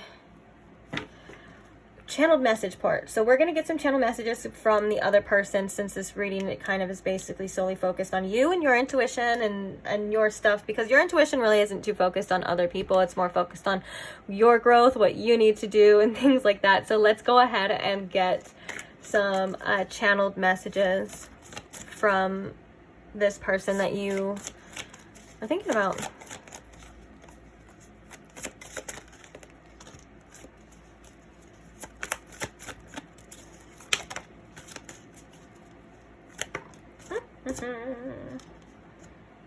So I feel like this person is still kind of in that same energy as well too, that you may be in. So we have, is there still a chance, coming through at the bottom. Underneath that we have, I'm insecure sometimes, and underneath that we have, I want to make it official. Now I feel as though there's an importance to, I want to make it official, along with I'm still keeping my options open. I feel like there's a lack of communication for some of you coming through on your wants and your needs and what it is that you want. Same thing with them as well too. So I feel like this is almost like, I don't know what to do. I'm kind of keeping it, you know, casual. I'm keeping my options open. But also that's really interesting that we have, I'm keeping my options open right next to, is there still a chance? Because this is almost like telling me too, this person's like, I'm still keeping my options open when it comes to you. If you let me know if there's still a chance, like I'll be in. I'd be in it, you know. That's so interesting too. So we have, I'm head over heels for you. I feel like this is saying that this person, you know, thinks about you a lot as well too, and maybe a little bit too much. And also I feel like the head over heels is like, maybe like I'm kind of falling, like I'm tripping and I'm falling type of energy. So I want to look good for you. This person does want to impress you, especially with that I'm insecure sometimes now at the bottom of the deck as well too. This person could be insecure about their looks at times, or maybe some things that they bring to the table. I think you're the one. I want to have your babies, and I'm not going to chase you. There's a lot of pride here within this person as well. Like, I'm not going to chase you, blah, blah, blah. Like, all right, then fine, you know, then that's something that, you know, you should be aware of as well. Like, you're worth it. You're worth, you know. Okay, so I heard I'm not going to chase you forever. Interesting. Now, I'm not trying to put pressure on you to make you feel like you have to go and make a decision or anything like that. I feel like this person's just saying, I'm not going to chase you forever. Like, you're going to have to let me know what it is. And I think this person may be leaving it up to you to decide, even though they feel this way. So, and this also could be these insecurities, because we have, I want to make it official, and we have all this stuff too, but it's like, I'm not going to chase you, as in like, I'm not going to look stupid as well too. And I think that was something that came up earlier before in your reading about you a little bit. So let's see. What can you tell us about this? I'm not going to chase you. Because honestly, that kind of makes me mad. For you, of course. I'm like, pile 4 is worth it, so you should. We have, I'm happy when I'm with you. This could be the type of person, so we have, I'm holding back as well too. Okay, this could be the type of person as well. And then underneath that we have, tell me you love me, and I'm not good at the emotional stuff. This person kind of maybe wants to hear it from you as well too. But I feel as though that I'm happy when I'm with you. Like maybe when you and this person are together, it's something completely different than when you guys feel separated. I feel like this is almost an energy of like when this person and you are together, everything's good. Oh my gosh, this is so perfect. We're vibing. There's so much chemistry and all of this stuff. But then when you guys separate, all of these doubts and insecurities sink in of like, well, are they playing games with me? Do they not want me? Should I keep my options open? I don't know what to do here. So I feel like there is a need for both parties to communicate. Now, if this person refuses to communicate, then obviously that's something that you're going to have to take into consideration as well too. And I feel like there's almost like a need to see truth and to let this person show you as well. But for the most part, there seems to be a mutual desire, a mutual want. Some insecurities here that are stopping this person, but again, this is for you to follow your intuition as well too. If you feel like, you know, this is something that you are interested in, you want, then I would say go for it here as well too. But it's obviously different for everyone. That Nine of Wands could have been, you know, that first message. It could have been like, you know, kind of skeptical of this player type energy as well. And very guarded as well on both ends, to the point where you may feel like you have to be that way, or this person may feel like they have to be that way as well too. So like I said, I feel honest communication is something that may be needed here. If that's something you feel, you know, willing to do, if you feel like you have communicated with this person, you know, regardless, then that's it. Then, you know, you did what you did. You did what you could do. I mean, and now I feel like then if that was the case, it would be a need to release control. But I think it's different for every single one of you. We have don't be petty at the bottom. You got no time for stupid drama. It's not that serious. Oh, this deck is so sassy, huh? All right, so let's go ahead and get into your advice here. What advice do we have here for pile 4? My beautiful, lovely pile 4s. Okay.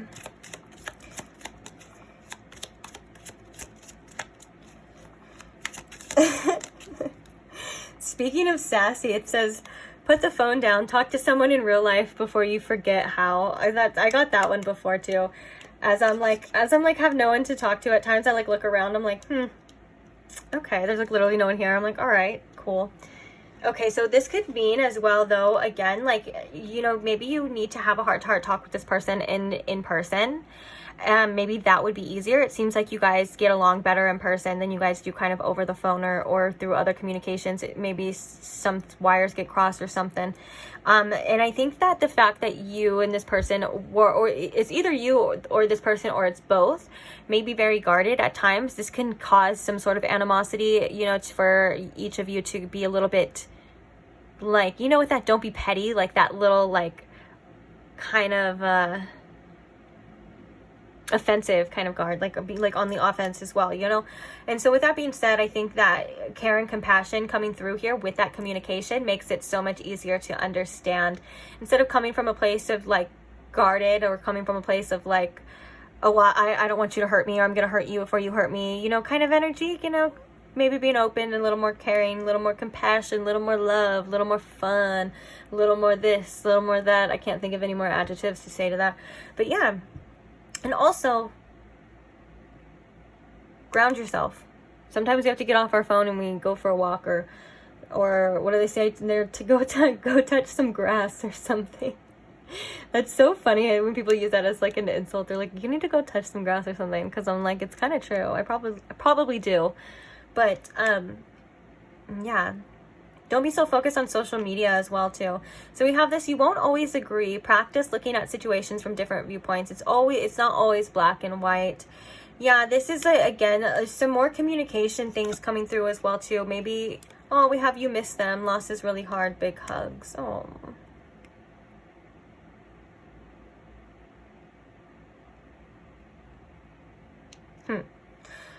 I was thinking of something else, and I was thinking like, never mind. So at the bottom of the deck, we have rejection hurts like hell. Conversations can be healing or harmful. Venting equals healthy. Gossip equals ew. And then we have be sensitive, have more empathy and kindness. Compassion always wins. And then more about social media not being real life as well too. Yeah, these are kind of all resonating, I feel like, within each other, kind of just like little add-ons here as well too. But yeah, I mean, I feel like this rejection hurts like hell. Not necessarily like you feel like maybe you've been rejected, but like, you know, if someone says something that hurts you, of course, whatever it is that hurts, it hurts like hell, whether that's maybe this person walking away or you deciding to walk away. I feel like with that Eight of Cups as well too, there's like a hesitation of like, do I walk away? Do I not? Well, your intuition is trying to, you know, lead you to make the... But I feel, okay, so I'm getting interrupted here by the message. I feel like, right, what's going on here is that there's just two people that are hurt. We're either hurt in the past or hurt, and trying not to get hurt again, but communicating through their pain, if that makes sense. And so I think that's where all this compassion is trying to come in, having compassion for maybe how someone else feels, regardless of, you know, maybe how you may be feeling as well too. It's like kind of seeing a bigger picture. That's why it says you won't always agree, but practice looking at situations from a different viewpoint. This person could be speaking through their pain as well too, and also through their fears is what I'm hearing as well too. So if this person's like, you know, no, you're doing this, or you don't do this, it's like this fear wall of like, maybe I'm scared you're doing this or whatever. And for whatever reason, this is coming through for you to maybe understand that this person isn't trying to specifically hurt you. They're just trying to protect themselves. Unless they say mean things. Like with this, conversations can be healing or harmful. You know, venting and, you know, equals healthy, but gossip equals ew. I feel like it's more or less the conversations that you decide to have. When you decide to have them, they can be healing or they can be harmful. If you're angry or this person's angry and you're saying angry words, you know, and you're saying mean things, or you're like, just maybe it's just the energy of like hurt and anger, you know, that can cloud the whole point of the conversation as well too. It's like maybe, you know, there's like a situation here of like, I want you to see my pain, and then this person's like, well, I want you to see my pain and where I'm coming from, but you guys are so busy, you know, telling each other what you did that hurt each other, telling each other what it is, you know, what this is and what that is, that no one's even hearing anything.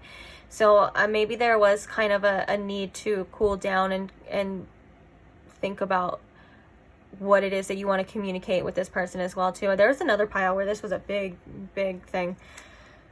Yeah, empathy, be sensitive, have empathy and kindness. Compassion always wins. Yeah, there's nothing wrong with you, and I feel like I'm not trying to... all these messages aren't coming out to say like you're a horrible person, you have no idea, like, or like, you know, you're being mean or anything like that. That's definitely not the case here. It's just it really helps us see things from both sides, and it helps communication, and it helps us communicate our wants and needs, that to a degree where it's really being heard and it felt by the other party as well too. Communicating with compassion and kindness and understanding, to where, you know, you stop and listen to another person and you say, okay, I understand that. Okay, I get why you're saying that, or you know, I understand. And then saying like, but you know, this is where I'm coming from. That opens a whole door, man. It's crazy to also feeling safe as well in connections as well too. So this could be something that your intuition is trying to get you to learn as well too, like maybe why there is this miscommunication between you and this person, and what you can do to kind of mend that as well, and then see where it goes from there, you know. Because I'm hearing with this devil energy right here too, there's a strong desire, I feel, to make this work.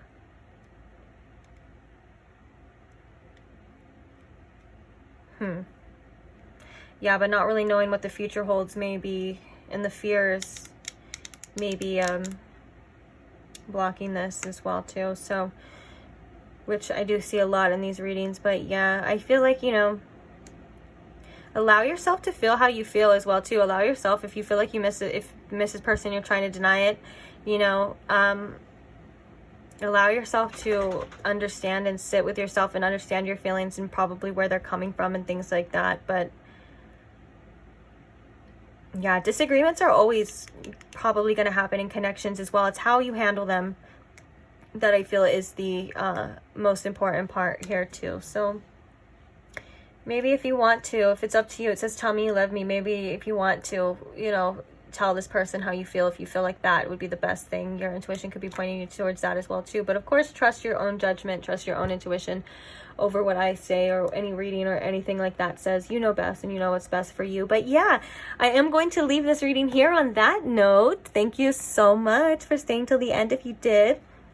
Don't forget to like or subscribe if you're not already, or if you haven't liked this video yet, because that is such a nice way of supporting me. Thank you. So grateful for you. Speaking of that, I'm grateful for everyone who supports me in any way, shape, or form. I love you guys so much. It's ridiculous, and I'm so grateful. So thank you so much. And I can't wait to read for you guys in the next one, and I will see you later. Bye.